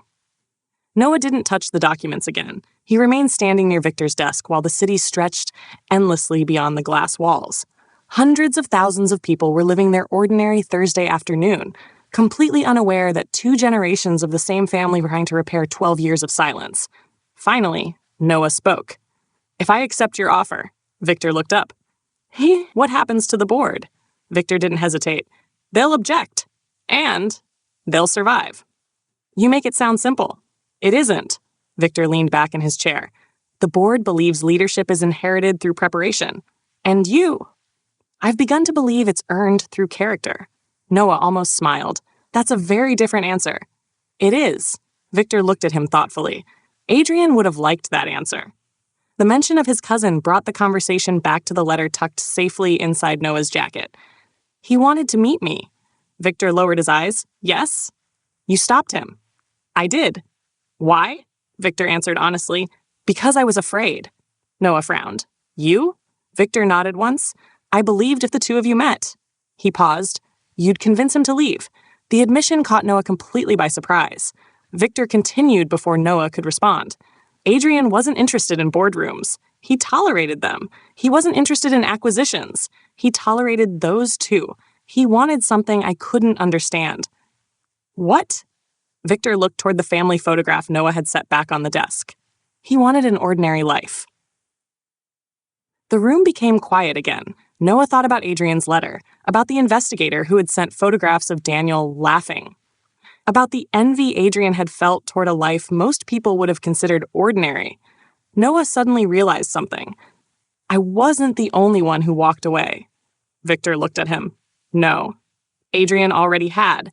He simply hadn't found the courage to tell me. The older man's voice carried a sadness that couldn't be hidden. I think he hoped meeting you would give him that courage.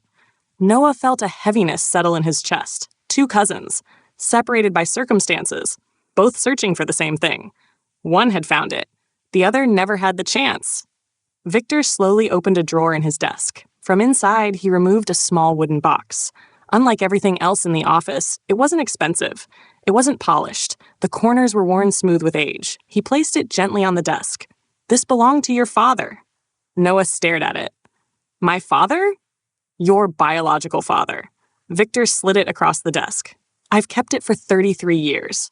Noah opened the lid carefully. Inside were only a few simple items. A faded photograph of a young couple standing beside a lake, a silver wristwatch that had long since stopped working, a small pocket knife with a carved wooden handle, and a tiny wooden toy airplane. Noah picked it up slowly. The wood had been sanded smooth by careful hands. One wing had been repaired years ago with wood glue. It's handmade, Victor nodded. Your father made it. Noah turned the little airplane over. On the underside were tiny carved initials. JB, my father built things? Victor smiled faintly. He loved working with wood. Noah looked up sharply. What? He built furniture as a hobby. Victor looked toward the workshop photographs lying on the desk. He said working with wood was the only time numbers stopped mattering. The realization struck Noah so suddenly that he couldn't speak. Daniel hadn't been the first man to teach him to love woodworking. Somehow, life had quietly brought him back to it. Not through money, not through inheritance, through the family that had raised him. Victor seemed to understand exactly what Noah was thinking. Ironic, isn't it? Noah nodded slowly. I spent years believing woodworking came from Daniel. Victor smiled gently. It came from both fathers. The words settled deeply inside Noah. For the first time in his life, his past no longer felt divided into two separate families. Instead, it felt like two different roads leading him to exactly the same place. A soft knock interrupted the silence. Richard Mercer stepped carefully into the office. I'm sorry to interrupt. Victor glanced at the clock. What is it? Richard hesitated. The board has arrived. Victor closed his eyes briefly. They're early. They insisted. Victor nodded. Give us 5 minutes. Richard didn't move. I'm afraid. He looked apologetically toward Noah. They already know he's here. Victor's expression hardened for the first time since the meeting began. How? They saw the visitor log. The room fell silent. Victor quietly walked to the windows. So, he sighed, they've decided not to wait. Richard looked uneasy. I'm afraid not. Victor turned back toward Noah. This is exactly why I wanted to meet you privately. What happens now? Victor looked toward the closed boardroom doors on the opposite side of the executive floor. They'll want to see you. I'm not here for them. I know. Victor's voice remained calm. But they believe you're their future. Noah shook his head. I'm nobody's future. Victor gave him a long look. That's where you're wrong. Before Noah could respond, raised voices echoed faintly through the hallway. Someone outside was arguing with security. Another voice demanded the doors be opened immediately. Richard looked toward the corridor. They're coming. Victor remained remarkably composed. He buttoned his suit jacket, straightened his tie, then looked directly at Noah. What happens over the next few minutes? He spoke quietly. Will determine far more than the future of this company. The executive office doors swung open without waiting for permission. 5 men and 2 women entered together, each dressed in expensive tailored suits. They stopped the moment they saw Noah. An older man with silver hair stepped forward. His expression was unreadable. So, he said calmly, this is the grandson who's been hiding in a woodworking shop. Noah met his gaze without flinching. I'm not hiding. The man smiled thinly. We'll be the judges of that. Across the room, Victor Blackwell's face hardened. For the first time since Noah had arrived, the battle was no longer between a grandfather and his grandson. It had just become a battle for the future of Blackwell Industries. The executive boardroom fell silent. 7 pairs of eyes settled on Noah as though he were an unexpected item on an agenda nobody had approved. The room itself was almost as impressive as Victor's office. A long walnut conference table stretched nearly the entire length of the room, surrounded by high-backed leather chairs. Floor-to-ceiling windows overlooked Briar City's skyline, but no one seemed interested in the view. Their attention remained fixed on Noah. Victor stepped forward before anyone else could speak. This meeting is private. The silver-haired man at the front of the group smiled politely.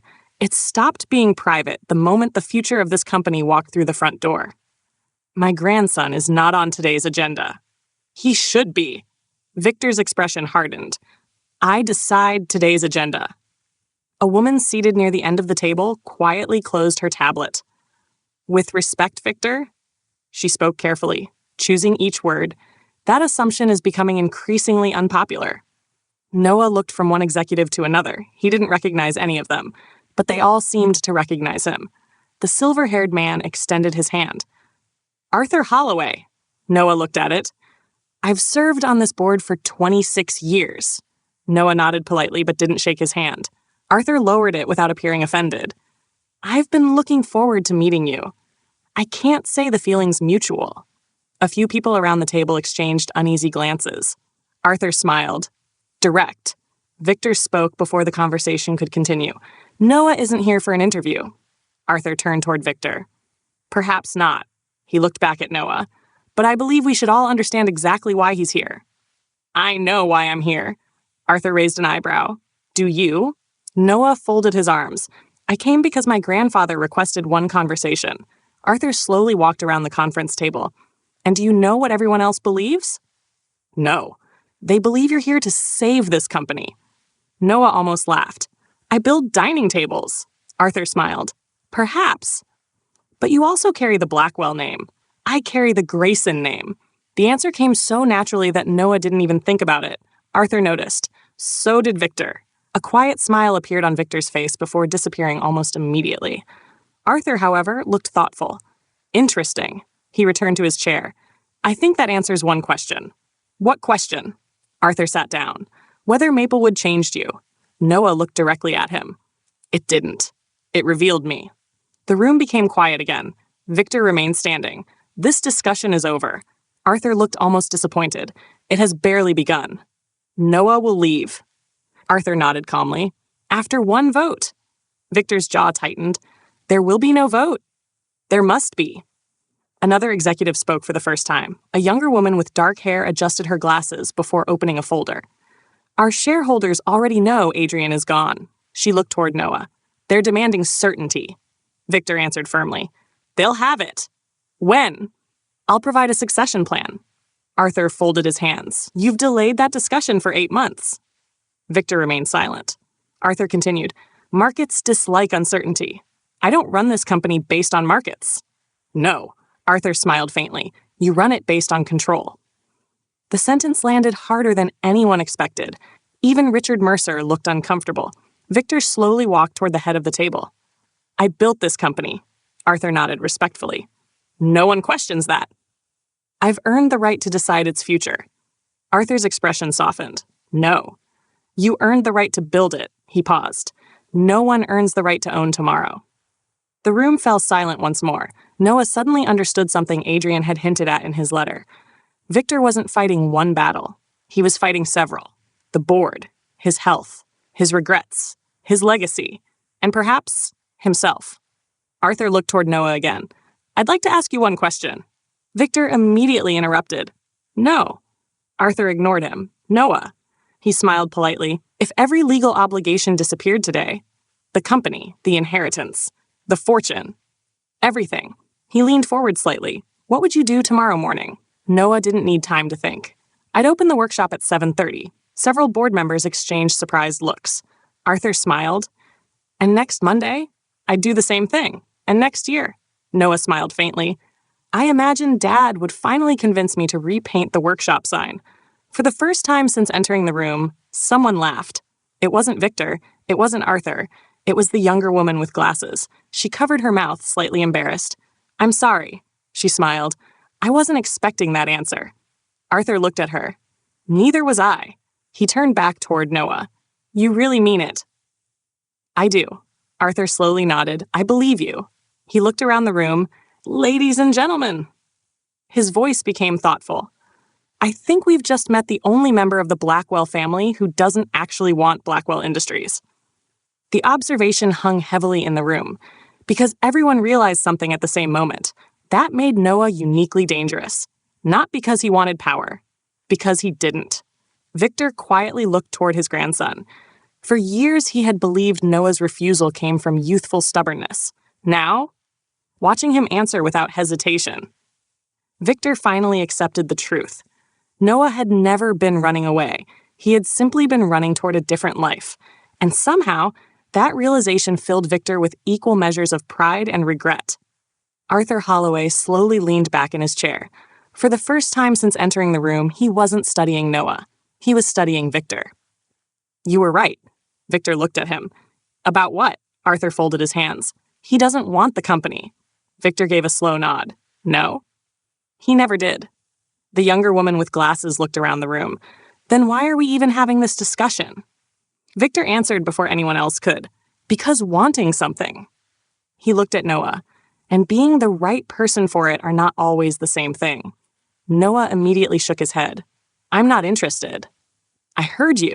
Victor's voice remained calm. I'm simply stating a fact. Arthur quietly smiled. You've changed. Victor looked at him. I've become realistic. No. Arthur shook his head.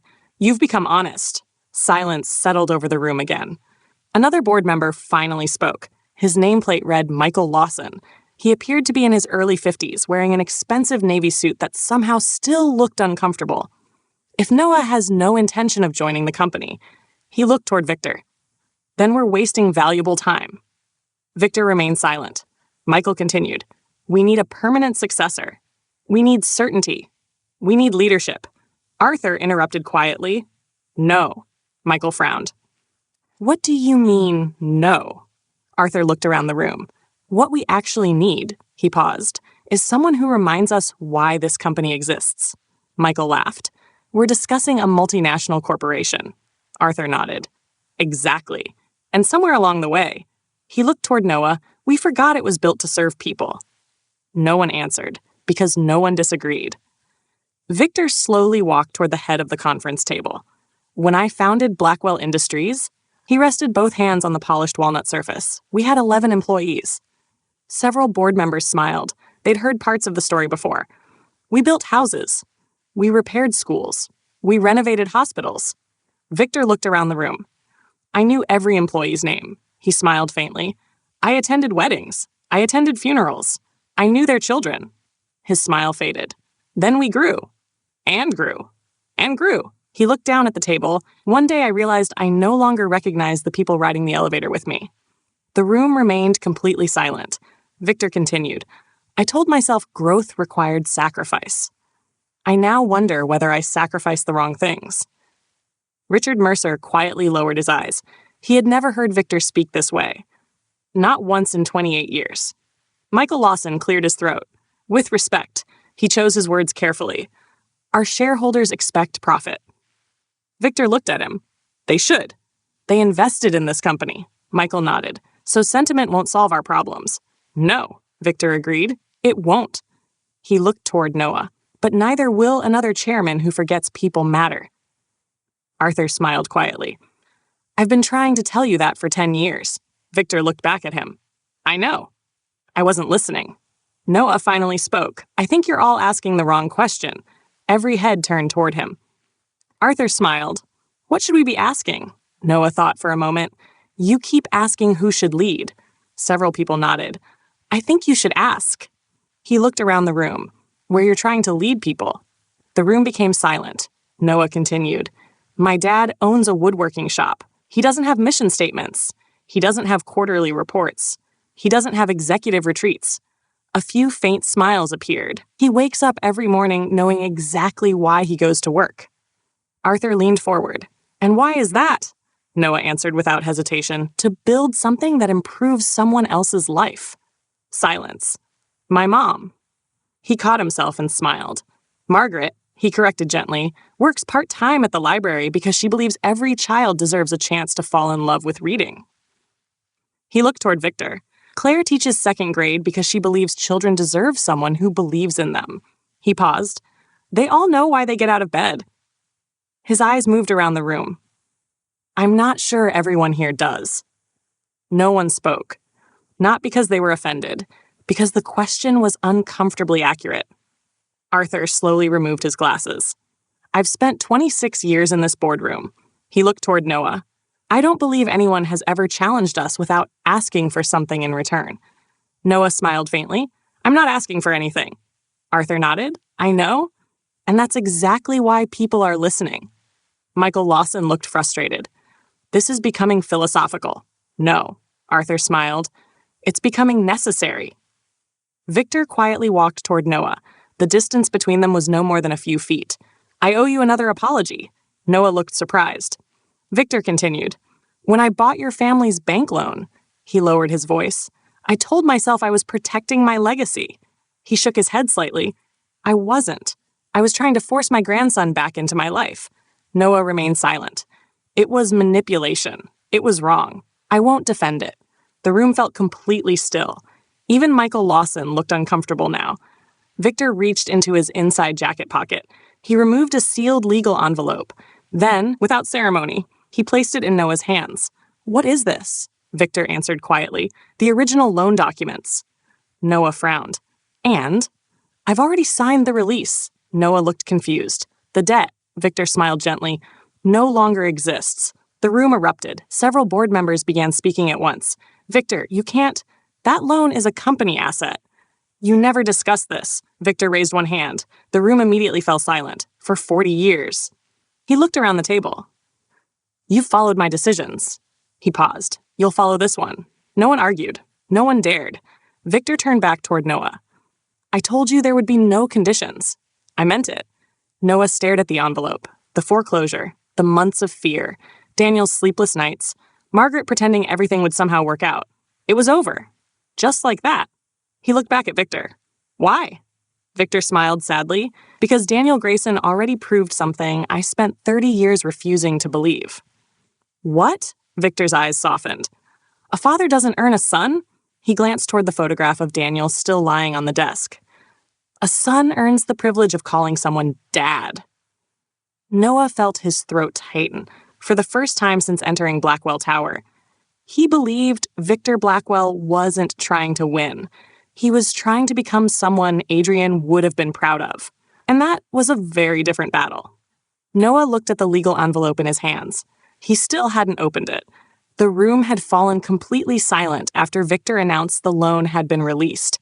Even the board members who clearly disagreed had stopped arguing. Victor simply stood there, waiting. Noah carefully opened the envelope. Inside was a copy of the original commercial loan. Across the first page, stamped in bold blue letters, were 2 words: paid in full. He turned another page, then another, every signature, every guarantee, every obligation, released. His eyes stopped on the final document, a notarized transfer confirming that the loan no longer existed.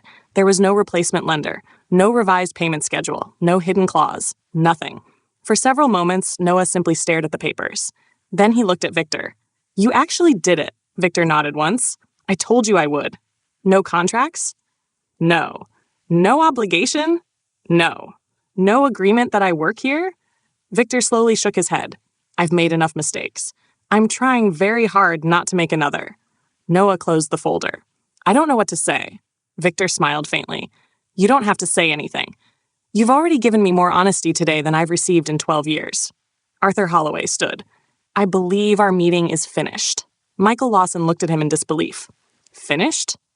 Arthur nodded. The purpose of this board is to protect the company. He looked toward Victor. I think today's discussion has accomplished something far more important. What? Arthur smiled. It reminded us what the company was supposed to protect in the first place. Several board members quietly gathered their folders. None of them looked particularly happy, but none of them argued. As they filed toward the door, the younger woman with glasses paused beside Noah. My name is Emily Chen. He nodded politely. Hello. She smiled warmly. I hope you never work here. Noah blinked. I'm sorry? She laughed softly. I mean that as a compliment. He looked confused. She glanced around the boardroom. This place needs people who remember families like yours exist. She smiled again. But I hope it never takes you away from them. Then she quietly left. Arthur was the last to reach the doorway. Before leaving, he looked back at Victor. You know, he smiled. I think Adrian would have been proud today. Victor didn't answer. He simply watched the door close behind him. The executive floor became remarkably quiet. Only Victor, Richard, and Noah remained. Richard approached slowly. I'll arrange transportation back to Maplewood. Noah shook his head. I came with Claire. Richard smiled. Of course. He looked toward Victor. Will you need anything else? Victor glanced at the clock. No. Richard hesitated. Then extended his hand toward Noah. This time, Noah accepted it. Richard smiled. I'm glad. So am I. Richard's expression softened. I've spent 28 years serving this family. He looked at Noah. I think today is the first time I've actually seen it become one. Then he quietly excused himself. The office door closed. Once again, only grandfather and grandson remained. Victor walked toward the enormous windows overlooking Briar City. I suppose you'll go back to Maplewood. I will. You'll reopen the workshop tomorrow morning. 7:30. Victor smiled. Your father always did like punctuality. Noah laughed quietly. He still does. Victor looked out across the skyline. I don't expect another visit. Noah remained silent. I've probably used up whatever chance I had. The words carried no bitterness, only acceptance. Noah walked over until they were standing side by side. The city stretched endlessly below them, busy, loud, impressive. It isn't a bad city. Victor smiled. No, it isn't. It just isn't home. Victor slowly nodded. No, it isn't. They stood quietly for nearly a minute before Noah spoke again. Would you like some advice? Victor looked surprised. I suspect you've already decided to give it. Noah smiled. My dad says relationships are a lot like furniture. Victor raised an eyebrow. I'm listening. If you ignore small cracks... He looked toward the city. Eventually, the whole thing breaks. Victor nodded thoughtfully. And? But if you repair them early, he smiled faintly, sometimes they become stronger than they were before. Victor looked at him for a long moment. I've ignored mine for rather a long time. You have.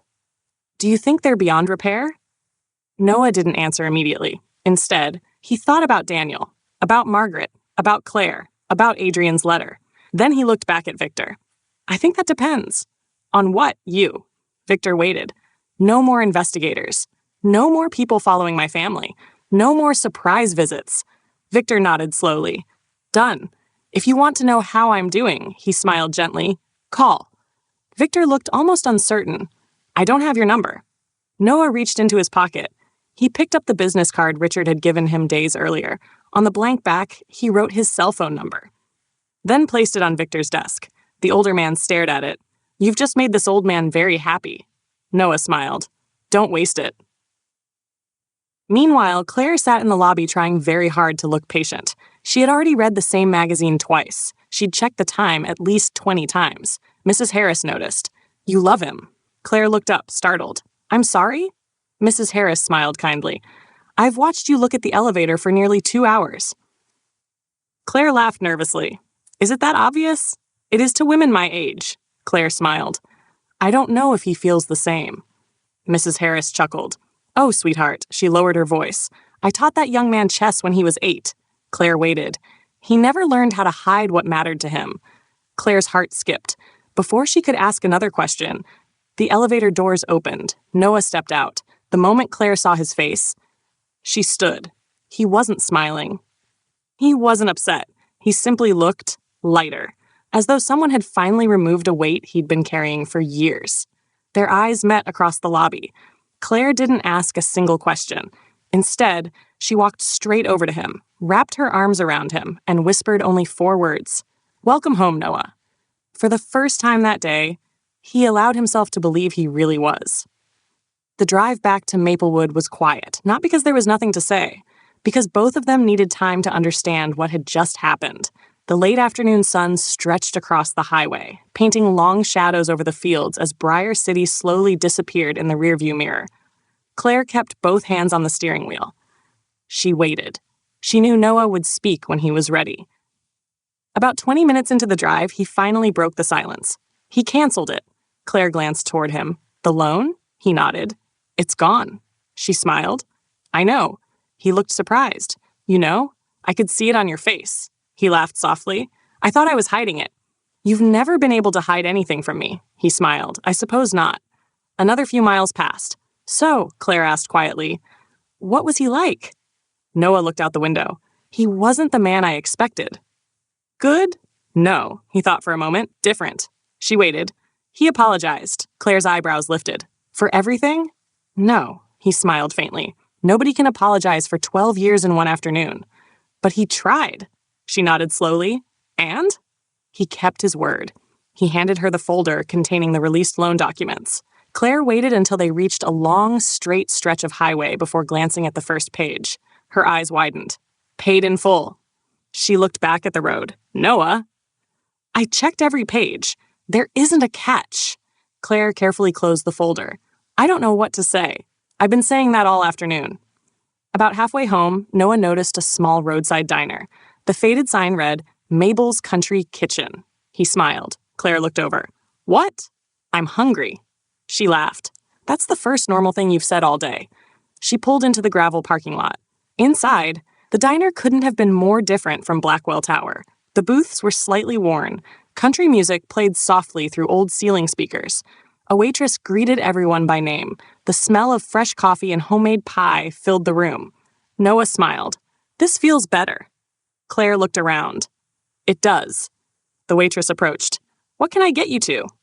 Noah looked at the menu for less than 3 seconds. Cheeseburger. Claire laughed. You didn't even read it. I already know. The waitress smiled. He'll fit in around here. When she walked away, Claire leaned forward. So, You still haven't told me everything. I know. What happened after the board came in? Noah took a sip of water. They wanted to know whether I planned to take over the company. And? I told them I'd be opening the workshop tomorrow morning. Claire smiled proudly. What did they say? They looked horrified. She laughed. I wish I'd seen their faces. So do I. For the first time in days, the conversation felt light, almost ordinary.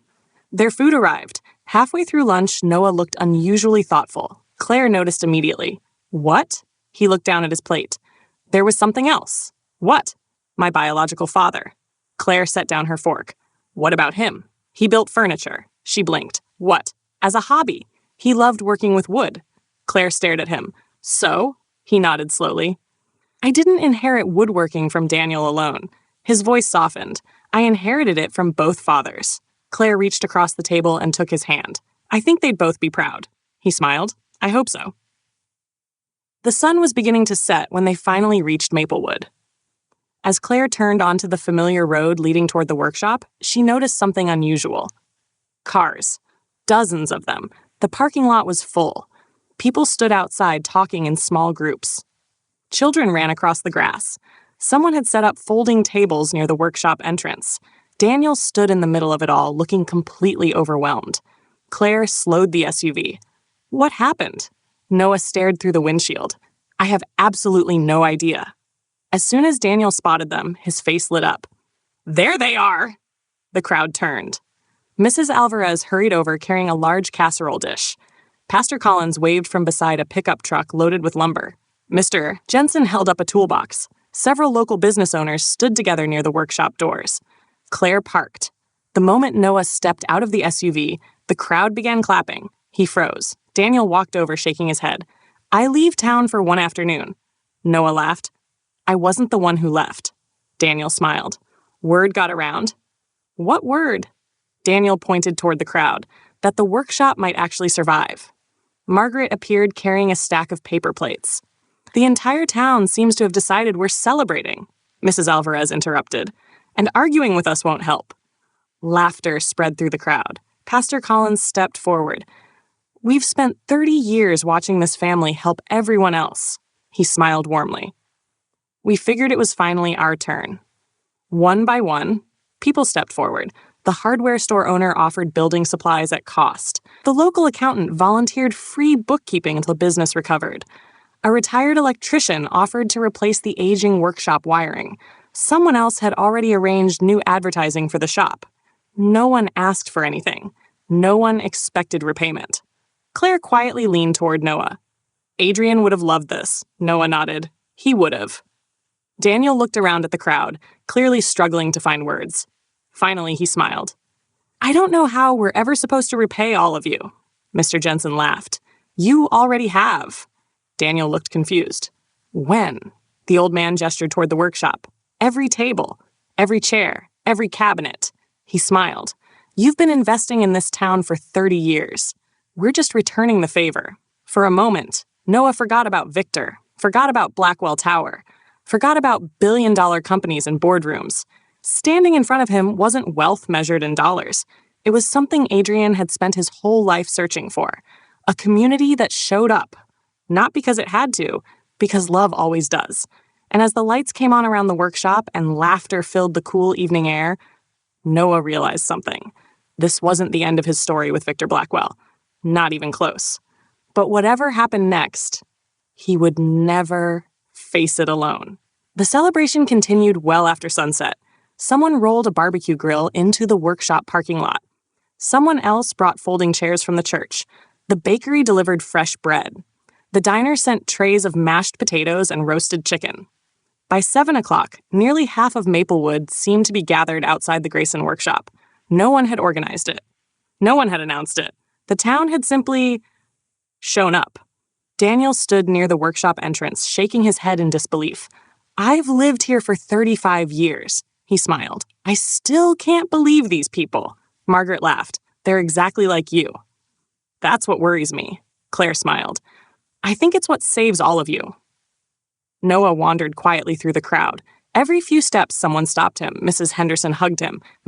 Collins insisted on showing him photographs of the rocking chair now sitting proudly in his granddaughter's nursery. A young couple thanked him for repairing a dining table they couldn't afford to replace after their first baby was born. Noah barely remembered the job. To them, it had meant everything. The realization stayed with him. He had spent years believing he lived an ordinary life. Perhaps he had, but ordinary lives had extraordinary consequences. Near the edge of the parking lot, Claire stood watching him. Margaret quietly joined her. "You were right." Claire looked over. "About what?" Margaret smiled. "He looks lighter." Claire nodded. "He does. He finally stopped carrying the whole world by himself." Margaret watched Noah laugh with several customers. "I haven't seen that smile in years." Claire looked down. "I wish it hadn't taken all this." "No," Margaret agreed softly. "But sometimes people need storms," she smiled, before they realized how many umbrellas were already waiting for them. Claire laughed. "I think that's the most mom sentence I've ever heard." Margaret grinned. "I've had years of practice." As darkness settled over Maplewood, Pastor Collins climbed onto the small wooden porch outside the workshop. He tapped a spoon gently against a glass. The conversation slowly faded. "I promise this won't be a sermon." Several people laughed. "I only wanted to say one thing." He looked toward Daniel and Margaret. "When my wife passed away 5 years ago," his voice softened, "I didn't know how I was going to furnish the little apartment I moved into." Daniel immediately shook his head. "Oh, no." Pastor Collins smiled. "Yes. You built me everything. You refused to send a bill." Daniel looked embarrassed. "It wasn't a big deal. It was to me." The pastor looked around at the crowd. "I've spoken at hundreds of funerals, hundreds of weddings, hundreds of baptisms. I've learned something." He pointed gently toward the workshop. "The richest people I've ever met," he smiled warmly, "rarely had the biggest bank accounts." The crowd remained completely silent. They were simply the people who left the biggest empty spaces when they weren't around. He looked directly at Daniel. "This town isn't here because we felt sorry for you." He paused. "We're here because you've spent 30 years making sure nobody else ever had to face hard days alone." Several people quietly nodded. Mrs. Alvarez wiped away a tear. Daniel looked down at the ground. He had no idea what to say. Noah stepped beside him. He quietly rested a hand on Daniel's shoulder. "You hear that?" Daniel smiled. "I do. They're talking about you." Daniel shook his head. "No." He looked around at the people filling the parking lot. "They're talking about us." Noah followed his gaze. Children laughed while chasing each other around the picnic tables. Neighbors who hadn't spoken in weeks caught up over coffee. Someone began playing an old acoustic guitar. The workshop no longer looked like a business. It looked like the heart of the town. Claire walked over carrying 2 cups of coffee. She handed one to Noah. "Thought you might need this." He smiled. "Thanks." She looked around. "Quite a day. I never imagined this." She looked at him carefully. "What are you thinking?" He took a slow sip. "I'm thinking Adrian would have fit in here." Claire smiled. "He would have. He spent his whole life searching for this. And you?" Noah looked toward Daniel helping an elderly couple carry folding chairs. "I've been standing in the middle of it for years." Claire nodded. "Sometimes we're the last people to recognize what we already have." A sudden vibration interrupted the moment. Noah looked down at his phone. One new message. From Victor. He hesitated before opening it. Claire quietly watched his expression. The message was short. "Richard told me the loan papers reached you safely. I hope your family sleeps peacefully tonight. They deserve that. No threats, no conditions, no requests. Just one sentence." Claire read it after Noah handed her the phone. "That's..." She searched for the right word. "Different." "It is." Noah slipped the phone back into his pocket. "I don't know if I trust him yet." "You don't have to," she smiled gently, "but maybe he's trying." Noah looked across the parking lot. "I think he is." As the evening slowly came to an end, neighbors began carrying empty dishes back to their cars. Children hugged Margaret before leaving. Customers reminded Daniel they'd be back next week with more work. One by one, the lights around the workshop grew quieter. Finally, only 4 people remained: Daniel, Margaret, Claire, Noah. They sat together on the old porch steps beneath a sky filled with stars. No one spoke for a long time. The silence felt earned, peaceful. Daniel finally stretched his legs. You know? He smiled toward Noah. I think tomorrow might be a good day. Noah looked at him. Why's that? Daniel grinned. Because for the first time in months. He looked toward the dark workshop. I get to open those doors without wondering if it'll be my last morning. Noah smiled. I'd like that. So would I? None of them noticed the black sedan parked quietly across the road. It wasn't watching the workshop. It wasn't taking photographs. Inside sat Richard Mercer. He looked at the family on the porch for a long moment. Then he quietly smiled to himself. He didn't report back to Victor. He simply started the engine and drove away. For the first time in 28 years, he believed his employer no longer needed constant reports. He needed something far more important, a second chance. Friday morning arrived exactly the way Daniel liked. At 7:25, he unlocked the front door of the workshop. At 7:28, he turned on the lights. At 7:30 sharp, he rolled open the large wooden doors. Sunlight poured across the workshop floor. Daniel stood there for a moment and simply smiled. It still feels good. Noah looked around at the familiar room. It always will. Margaret walked in carrying a tray with 4 coffees. I thought today deserved something better than instant coffee. Daniel looked inside the tray. You brought the expensive coffee. I did. Are we celebrating? She smiled. I believe surviving deserves celebrating. Claire arrived a minute later carrying a box of fresh cinnamon rolls. I figured we'd continue the tradition. Daniel laughed. I'm beginning to suspect you people are trying to keep me well fed. Claire grinned. We are. The morning quickly became one of the busiest they had experienced in years.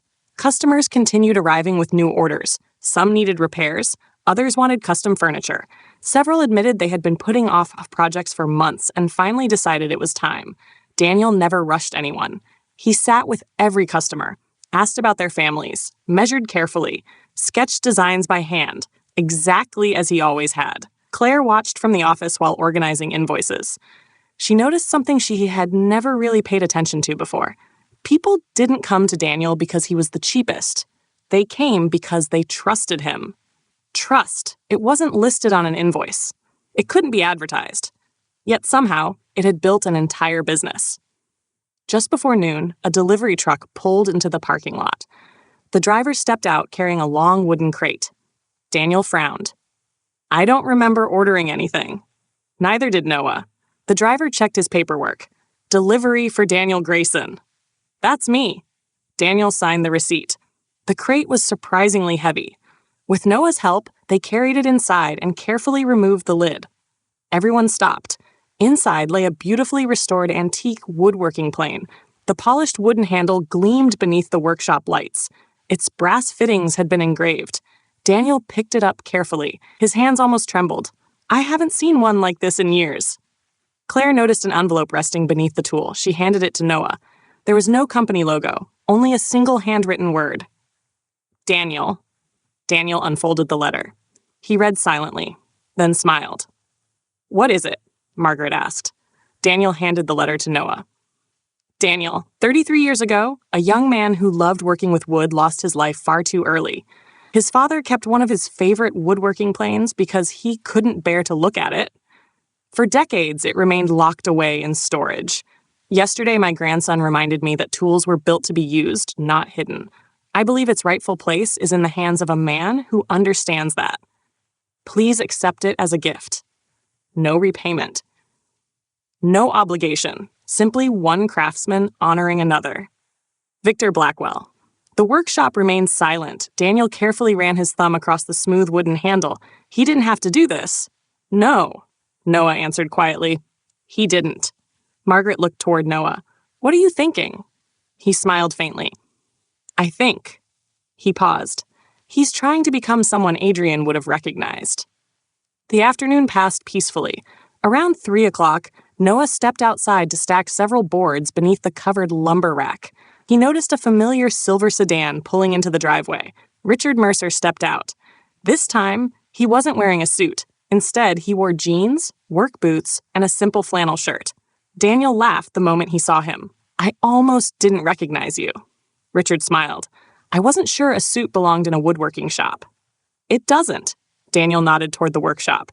Come inside. Richard looked almost uncertain. I actually came for a different reason. What reason? He smiled awkwardly. I have a dining table that desperately needs repairing. Daniel looked at him for a second, then laughed. So, you finally came as a customer, Richard nodded. I'd like to. Daniel held out his hand. Well, welcome to Grayson Woodworks. Richard shook it firmly. Thank you. As they walked inside together, Noah quietly smiled. Claire noticed. What? I think that's the first time Richard has ever done something that wasn't part of his job. She smiled. Maybe he needed a second chance, too. Late that afternoon, while everyone was working, Noah's phone rang. The caller ID displayed a number he didn't recognize. He answered cautiously. Hello? There was a brief silence. Then an elderly voice spoke. It's Victor. Noah instinctively stepped outside. Is everything all right? Yes. Another pause. I only wanted to ask one question. What is it? Victor sounded strangely uncertain. Would it be all right? He hesitated. If I visited Maplewood someday? Noah leaned against the workshop wall. He looked through the open doorway. Inside, Daniel was explaining something to Richard while Margaret laughed at one of Claire's terrible jokes. It was warm, comfortable, safe. Noah smiled. You can. Victor remained silent. But, Noah continued, if you come as my grandfather, he paused, not as the chairman of Blackwell Industries. The older man took a slow breath. I think. His voice softened. I'd rather be the first one. The call ended a few moments later. Noah stood quietly for another minute before slipping his phone into his pocket. Claire stepped outside. Good news? He smiled. I think so. What happened? He asked permission. For what? To visit. Claire looked toward the workshop, then back at Noah. I guess even powerful people eventually learn. She smiled gently. That family isn't something you summon. It's something you're invited into. Noah nodded. And for the first time, he looked toward the road leading into Maplewood. I think he's finally asking the right way.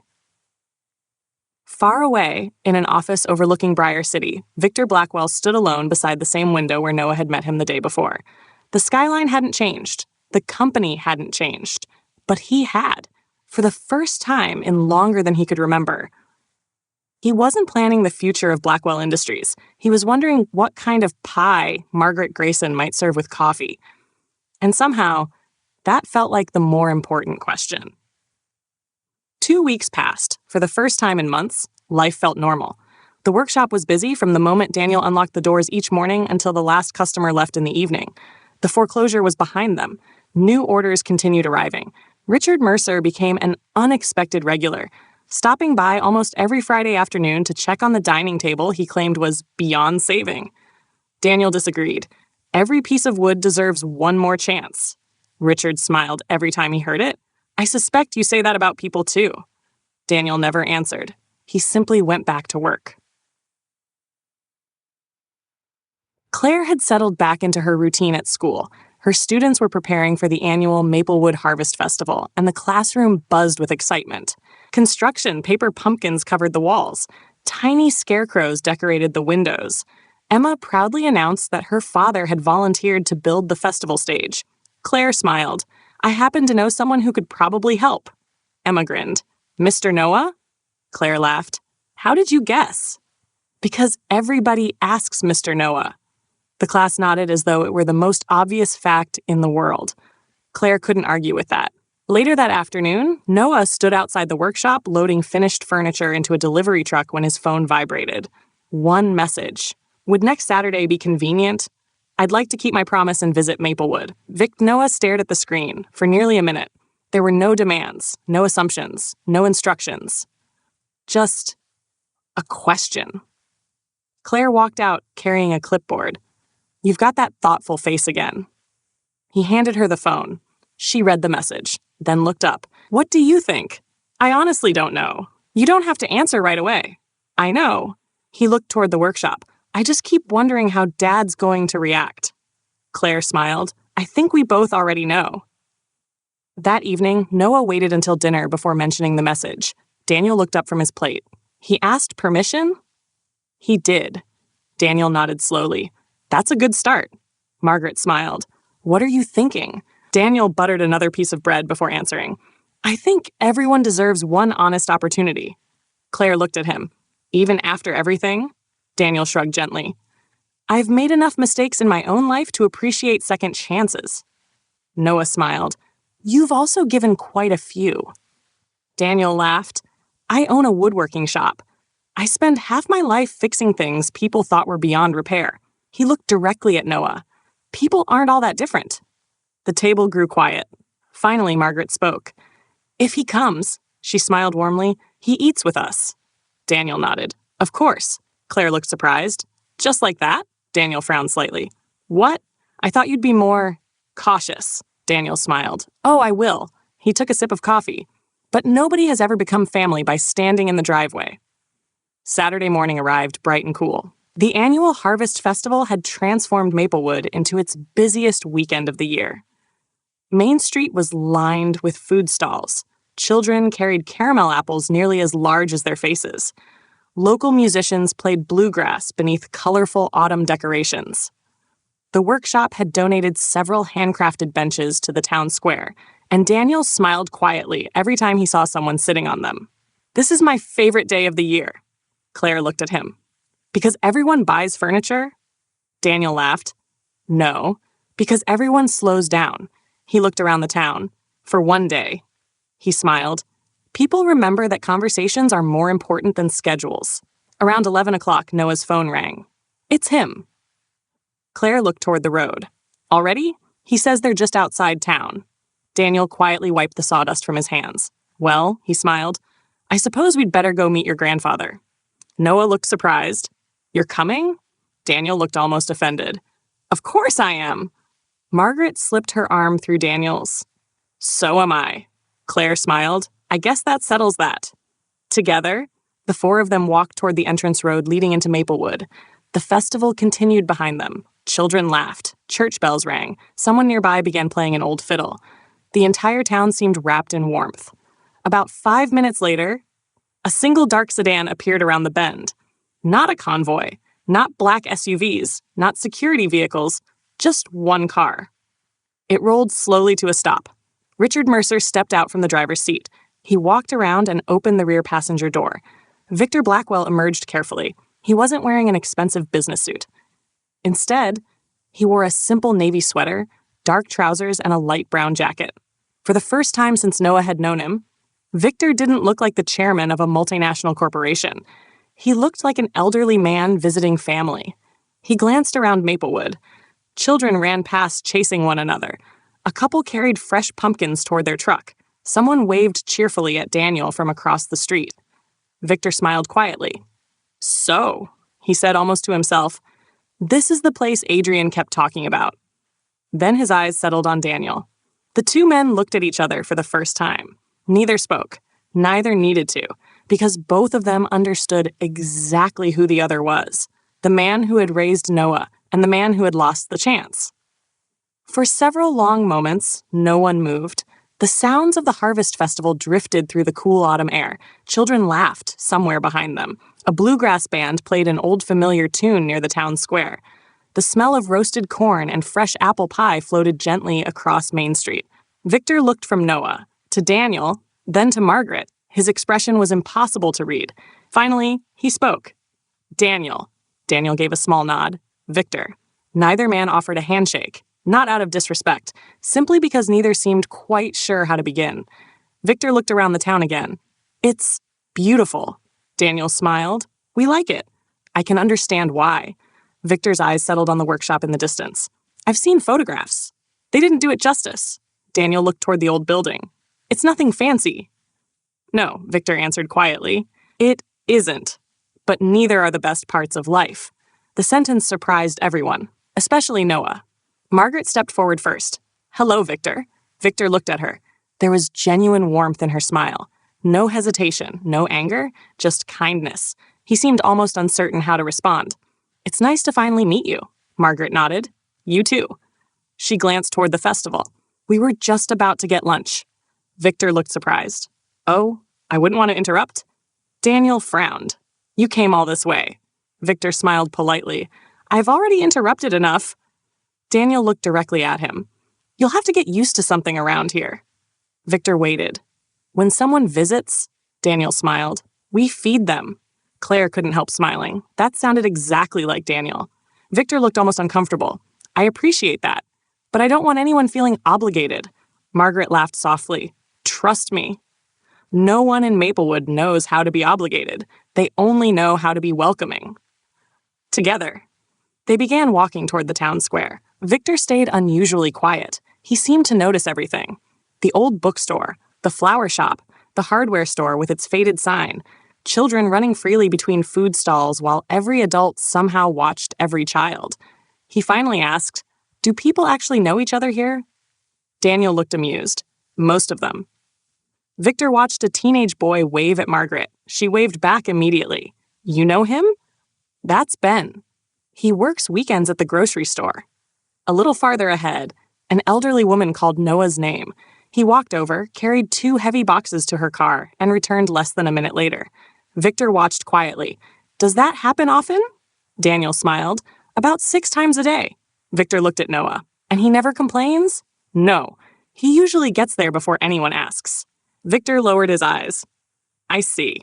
As they reached the center of town, the Harvest Festival was in full swing. Children competed in pumpkin decorating contests. Local artists displayed handmade crafts. The church choir sang beneath colorful autumn banners. Victor slowly turned in a circle, taking it all in. So many people. Claire smiled. The entire town comes. A little girl ran straight toward Noah carrying a half-ish caramel apple. Mr. Noah! He crouched immediately. Hey, Lily, my pumpkin won 2nd place. It looks like 1st place to me. She grinned proudly before running back to her parents. Victor watched the exchange carefully. How many children know him? Claire laughed. I think the better question is, she looked around. How many don't? Victor nodded thoughtfully. I've spent 40 years trying to build recognition. He watched another family wave at Noah. It appears he's already accomplished it. Pastor Collins spotted the group and walked over. Daniel, he smiled warmly before noticing Victor. I don't believe we've met. Daniel nodded. No, you haven't. Pastor Collins extended his hand. I'm Samuel Collins. Victor accepted it. Victor Blackwell. The pastor's smile never changed. It's a pleasure. Victor looked almost surprised. You know who I am? I do. And? Pastor Collins smiled kindly. A name tells me who someone is. He paused. A conversation tells me whether I'll like them. Victor couldn't help smiling. I imagine you've had that answer ready for years. The pastor laughed. Occupational habit. They found an empty picnic table beneath a large maple tree. Margaret returned a few minutes later carrying paper plates filled with barbecue, baked beans, cornbread, and apple pie.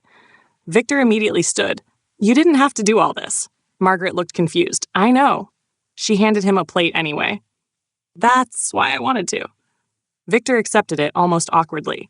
I honestly can't remember the last time someone handed me lunch. Daniel looked up from his plate. You probably need to get out more. Even Victor laughed. A genuine laugh. It wasn't loud. It wasn't polished. It simply happened. Noah noticed. It was probably the first genuine laugh he'd ever heard from his grandfather. For nearly half an hour, nobody mentioned Blackwell Industries. Nobody mentioned inheritance. Nobody mentioned board meetings or billion-dollar companies. Instead, Daniel explained why maple wood was easier to stain than oak. Margaret argued that homemade apple pie should never contain raisins. Claire described one of her students who insisted squirrels probably held tiny elections before winter. Victor listened more than he spoke. But every few minutes, he smiled, quietly, naturally, almost as though he'd forgotten he was supposed to be someone important. Eventually, he looked around the table, then spoke so softly that only the 4 of them heard. I think. He hesitated. I've spent most of my life sitting at very expensive tables. He looked at the paper plate in front of him. I don't remember enjoying any of them as much as this one. No one answered, because sometimes the truest things didn't need a response. At that exact moment, a familiar voice called from across the festival. Claire! She turned. A woman in her early 30s hurried toward them, carrying a little boy on her hip. Claire stood immediately. Emily! The woman smiled brightly. I was hoping I'd find you. She looked toward the little boy. Tell Miss Bennett what happened. The little boy proudly held up a drawing. I got an A. Claire hugged him. I'm so proud of you. Victor watched the interaction with quiet curiosity. After Emily walked away, he looked at Claire. You taught him? Claire nodded. 2 years ago. Victor smiled thoughtfully, and he still came looking for you. Claire looked after the little boy. Children don't always remember every lesson, she smiled softly, but they usually remember how someone made them feel. Victor slowly looked down at his untouched apple pie. For reasons he couldn't fully explain, that sentence hurt more than anything anyone had said to him in years. Victor barely touched his lunch after Claire's words. Children don't always remember every lesson, but they usually remember how someone made them feel. The sentence stayed with him, not because it was complicated, because it was painfully simple. He looked around the picnic table. Daniel was explaining something to Richard about different wood grains. Margaret was laughing at one of Noah's stories. Claire listened with the kind of attention that made people feel important. No one interrupted each other. No one checked a phone. No one seemed to be in a hurry. Victor quietly realized he couldn't remember the last meal he'd eaten without someone discussing business. The festival continued around them. A local band began playing on the small wooden stage Daniel had helped build years earlier. Children lined up for a hayride. The smell of kettle corn drifted through the square. An elderly couple stopped beside the picnic table. Daniel. The older man smiled warmly. I wanted you to meet my grandson. Daniel stood immediately. It's nice to meet you. The little boy looked nervous. His grandfather smiled. This is the man who built your mother's dining room table. The boy looked at Daniel with wide eyes. The really big one? Daniel laughed. That would be the one. We eat there every Sunday. Daniel smiled. I hope it's holding up. The grandfather laughed. My wife says it'll outlast all of us. Daniel shrugged modestly. I built it to. Victor watched the exchange in silence. The boy wasn't meeting a furniture maker. He was meeting someone connected to his family's memories. That thought stayed with him. A few minutes later, Daniel excused himself. I promised Mrs. Henderson I'd help carry some boxes. I'll be back. Victor watched him disappear into the crowd. He never sits still, does he? Margaret smiled. Not unless he's asleep. Richard quietly laughed. I've noticed. Victor looked toward Noah. Does he always help everyone? Noah smiled. As often as he can. And if he's tired, he helps anyway. Victor slowly nodded. I see. No. Noah looked at him gently. I don't think you do. Victor looked surprised. What do you mean? My dad doesn't help people because he expects anything. And he doesn't keep score. He doesn't remember who owes him favors. He simply... Noah searched for the right word. Shows up. Victor looked toward Daniel again. The older carpenter was now helping 3 teenagers unload folding tables from a trailer. Nobody had asked him. He had simply noticed they were struggling. Victor quietly whispered, I've spent my life believing leadership meant being the most important person in the room. Noah followed his gaze. My dad believes leadership means making everyone else feel important. Victor didn't answer, because there wasn't anything to argue with. Claire noticed Victor watching Daniel. She smiled. Can I tell you a story? Victor looked at her. I'd like that.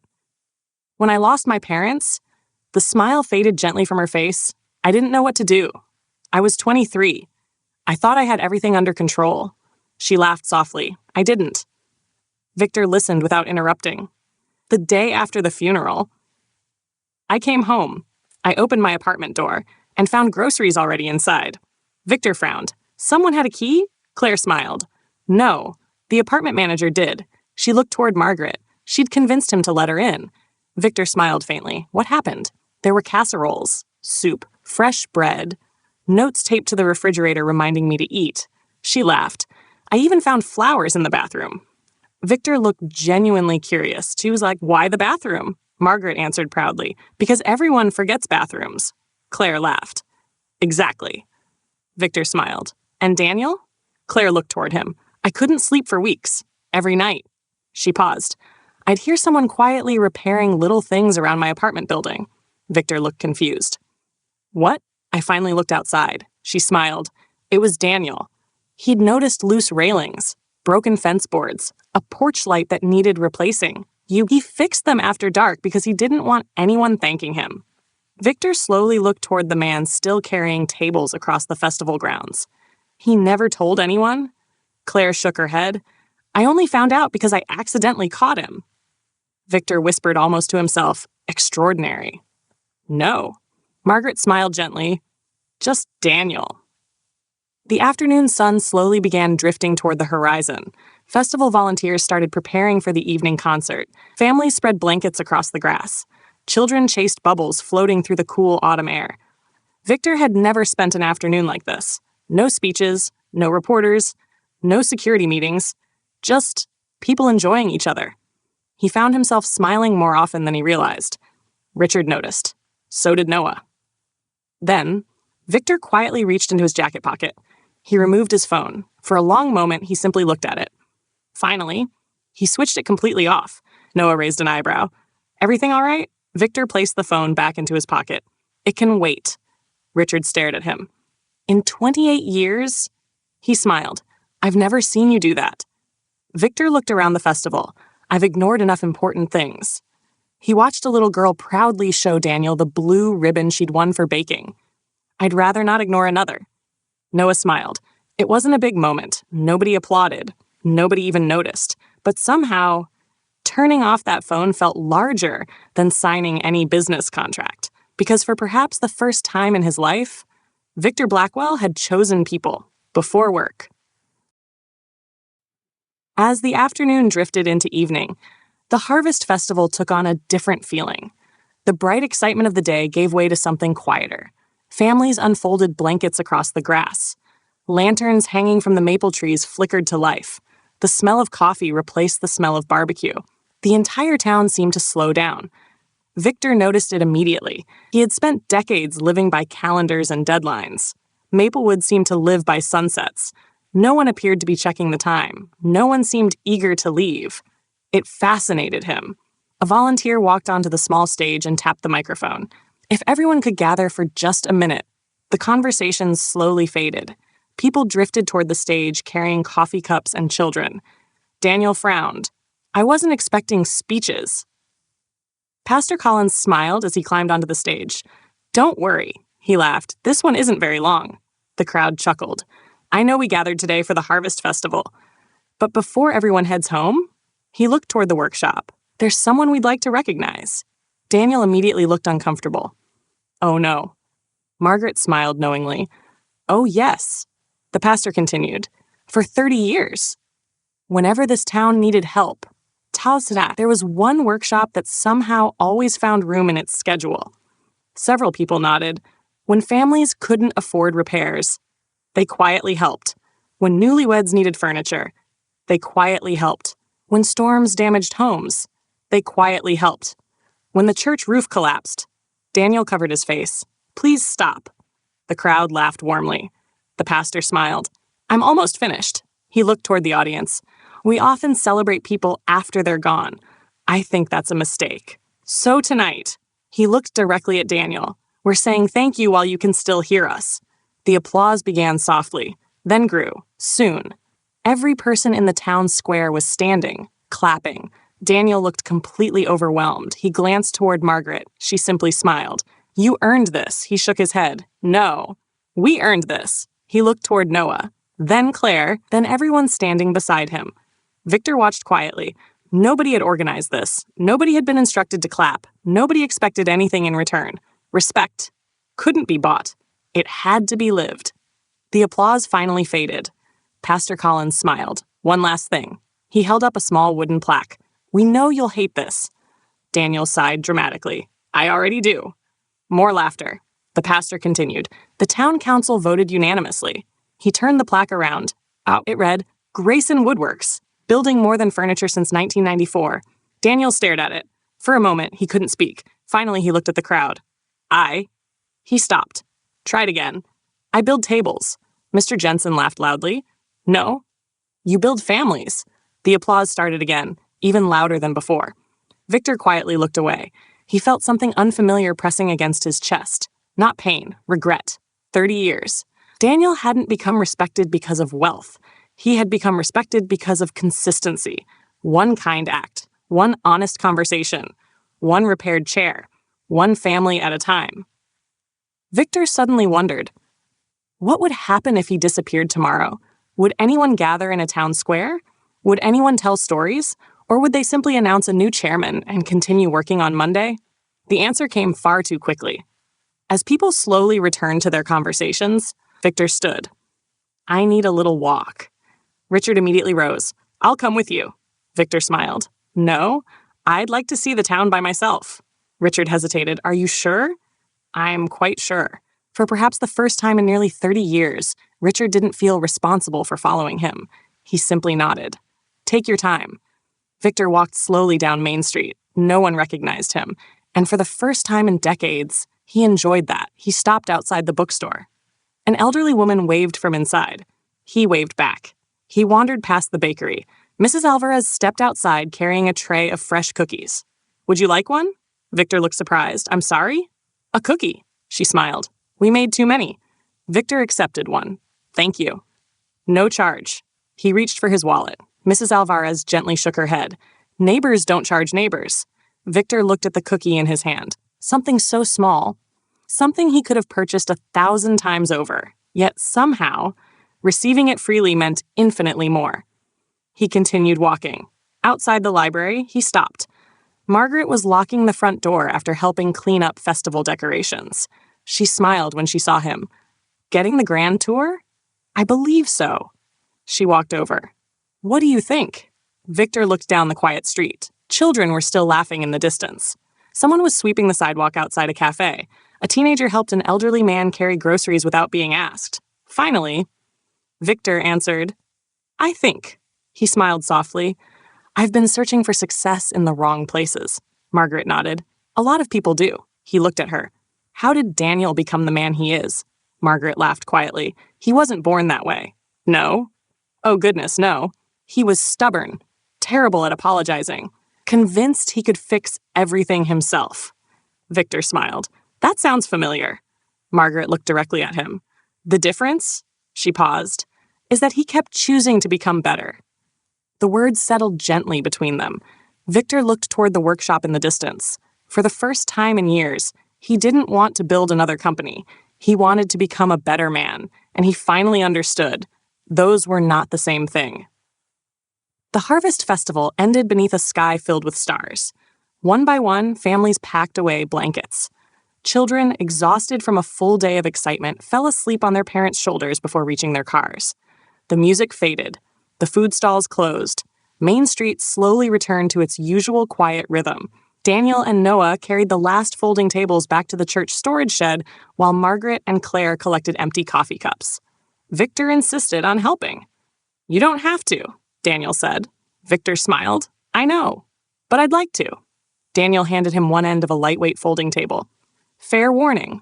Victor looked over. "We don't do executive positions around here." Victor laughed. "I noticed." For nearly 20 minutes, the four of them worked together without anyone mentioning business. Nobody gave orders. Nobody waited to be thanked. Everyone simply did whatever needed doing.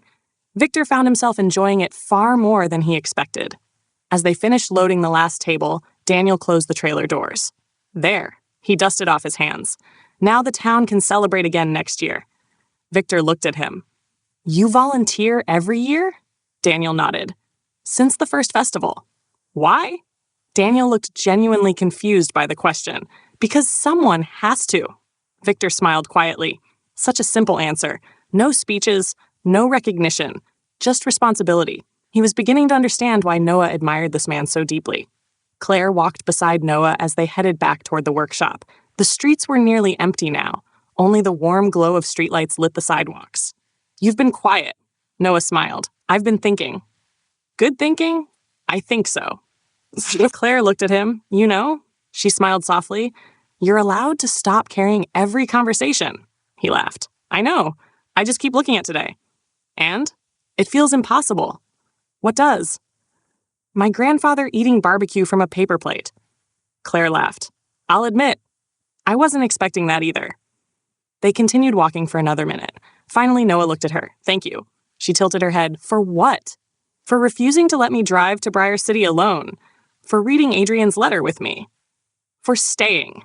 Claire smiled. "I never planned on leaving." The sentence came so naturally that neither of them realized how important it sounded. When they reached the workshop, Daniel unlocked the office so everyone could grab their jackets before heading home. Victor wandered slowly around the building. His eyes stopped on dozens of framed photographs hanging along one wall.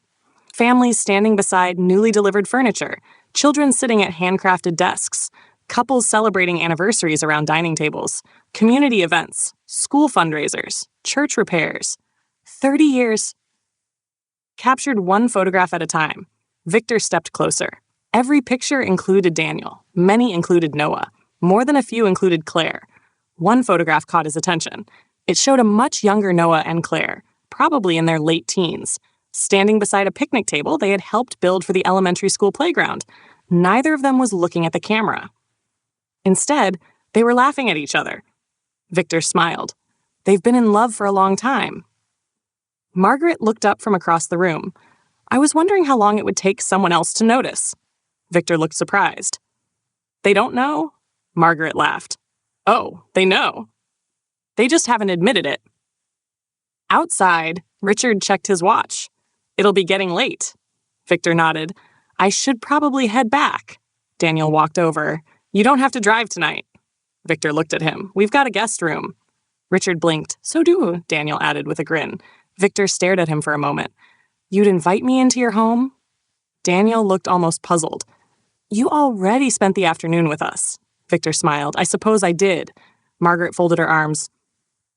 And nobody leaves our house hungry, Claire laughed. Or without breakfast. Daniel nodded proudly. We take breakfast very seriously.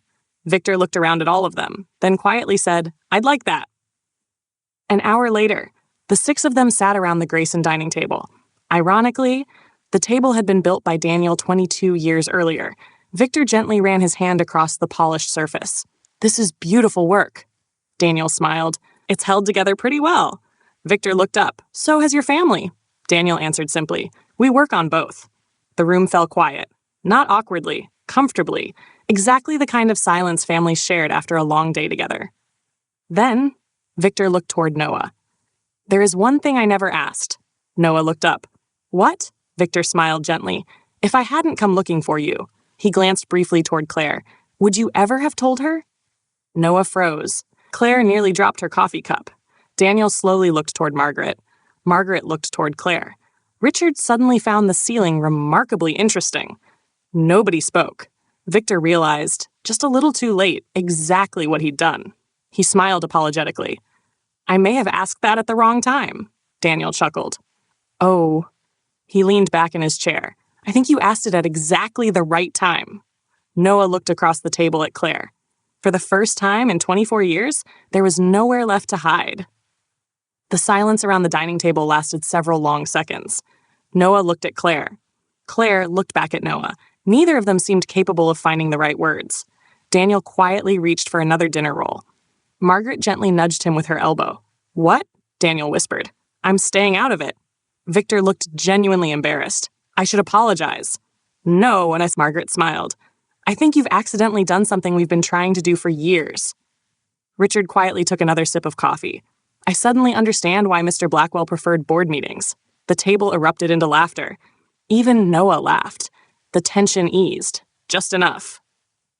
Claire finally looked at Victor. You weren't wrong. Victor blinked. I'm sorry? She smiled nervously. You asked if Noah would have ever told me. She looked down at her coffee. I've been wondering the exact same thing. Noah rubbed the back of his neck. I was going to. Daniel coughed dramatically. When? Noah smiled sheepishly. I hadn't worked out that part. Margaret laughed. I've waited 10 years. I could have waited another 10. Claire looked at Noah. I couldn't. The room became quiet again. She slowly placed her coffee cup on the table. I've loved you for a long time. Noah stared at her. So long. She smiled through nervous tears. Miss, that I honestly can't remember when friendship became something more. Nobody interrupted. Nobody moved. Claire continued. I kept telling myself the timing wasn't right. Then your grandfather appeared. She laughed softly. And suddenly life started reminding me that tomorrow isn't promised. Victor quietly lowered his eyes. Adrian's letter. She was repeating exactly what his grandson had tried to teach him. Noah stood. Slowly. He walked around the table until he was standing beside Claire. I owe you an apology. She looked up. For what? For making you wait. He smiled gently. I thought protecting our friendship meant staying quiet. I was wrong. Claire stood too. So was I. She laughed through tears. I kept waiting for some perfect moment. She looked around the room. I don't think those actually exist. Noah smiled. I don't either. He reached for her hands. I've loved you since. He stopped. Smiled? Honestly, I don't know either. Claire laughed. Good. That would have been embarrassing if only one of us couldn't remember. The room filled with warm laughter. Then, without another word, Noah leaned forward and kissed her. It wasn't dramatic. It wasn't rushed. It wasn't the kind of kiss found in movies. It was gentle, certain. 24 years of friendship quietly becoming something it had probably been all along. When they finally stepped apart, Daniel cleared his throat. Well? Everyone looked at him. I was beginning to think I'd have to lock you two in the workshop together. Claire laughed. You planned that? I had several plans. Margaret shook her head. You absolutely did. I absolutely did. Victor watched the two of them with a smile he hadn't worn in decades. Not because of romance, because he suddenly understood something Adrian had been trying to teach him. Love wasn't complicated.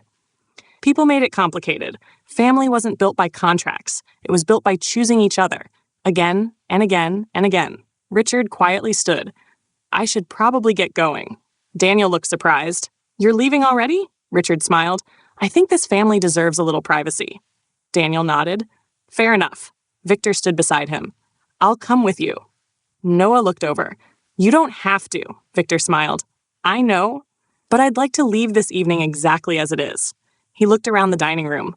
I've interrupted enough happy moments for one lifetime. Before leaving, Victor walked over to Noah. Then, to everyone's surprise, he hugged him, briefly, awkwardly, like a man who hadn't hugged anyone in many years. I'm proud of you. Noah quietly hugged him back. I'm glad you came. Victor smiled. So am I. He then turned toward Claire. Take good care of him. Claire smiled. I've been trying to for years. I noticed. Outside. The night air was cool and still. Richard opened the passenger door of the sedan. Victor paused before getting in. He looked back toward the warmly lit farmhouse. Laughter drifted through the open kitchen window. Daniel was already teasing Noah about finally making the obvious decision. Margaret was pretending to defend them while secretly enjoying every second. Claire's laugh floated into the quiet night. Victor smiled. You know, Richard? Yes, sir. I spent 40 years believing success meant building the tallest tower. Richard waited. Victor looked one last time toward the farmhouse. I was wrong. What does success look like now? Victor smiled peacefully. A full dinner table. He climbed into the car. As the sedan disappeared down the quiet Maplewood Road, inside the Grayson home, Daniel quietly stood and lifted his coffee mug. I think this calls for a toast. Everyone looked toward him. To family. He smiled warmly. The ones we're born into. He looked toward Victor's empty chair. And the ones we choose. Everyone raised their mugs. To family. Outside, the porch light glowed warmly against the autumn night. Inside, the laughter continued long after the coffee had gone cold. For the first time in many years, every seat at the table felt exactly where it belonged. The end. If this story touched your heart, we'd love to hear from you. What do you think changed Victor the most? Losing Adrian, meeting Daniel, or finally seeing the life Noah chose? Share your thoughts in the comments below. And if you enjoy heartfelt stories about family, love, forgiveness, and second chances, don't forget to like the video and subscribe to the channel. There are many more unforgettable journeys waiting for you.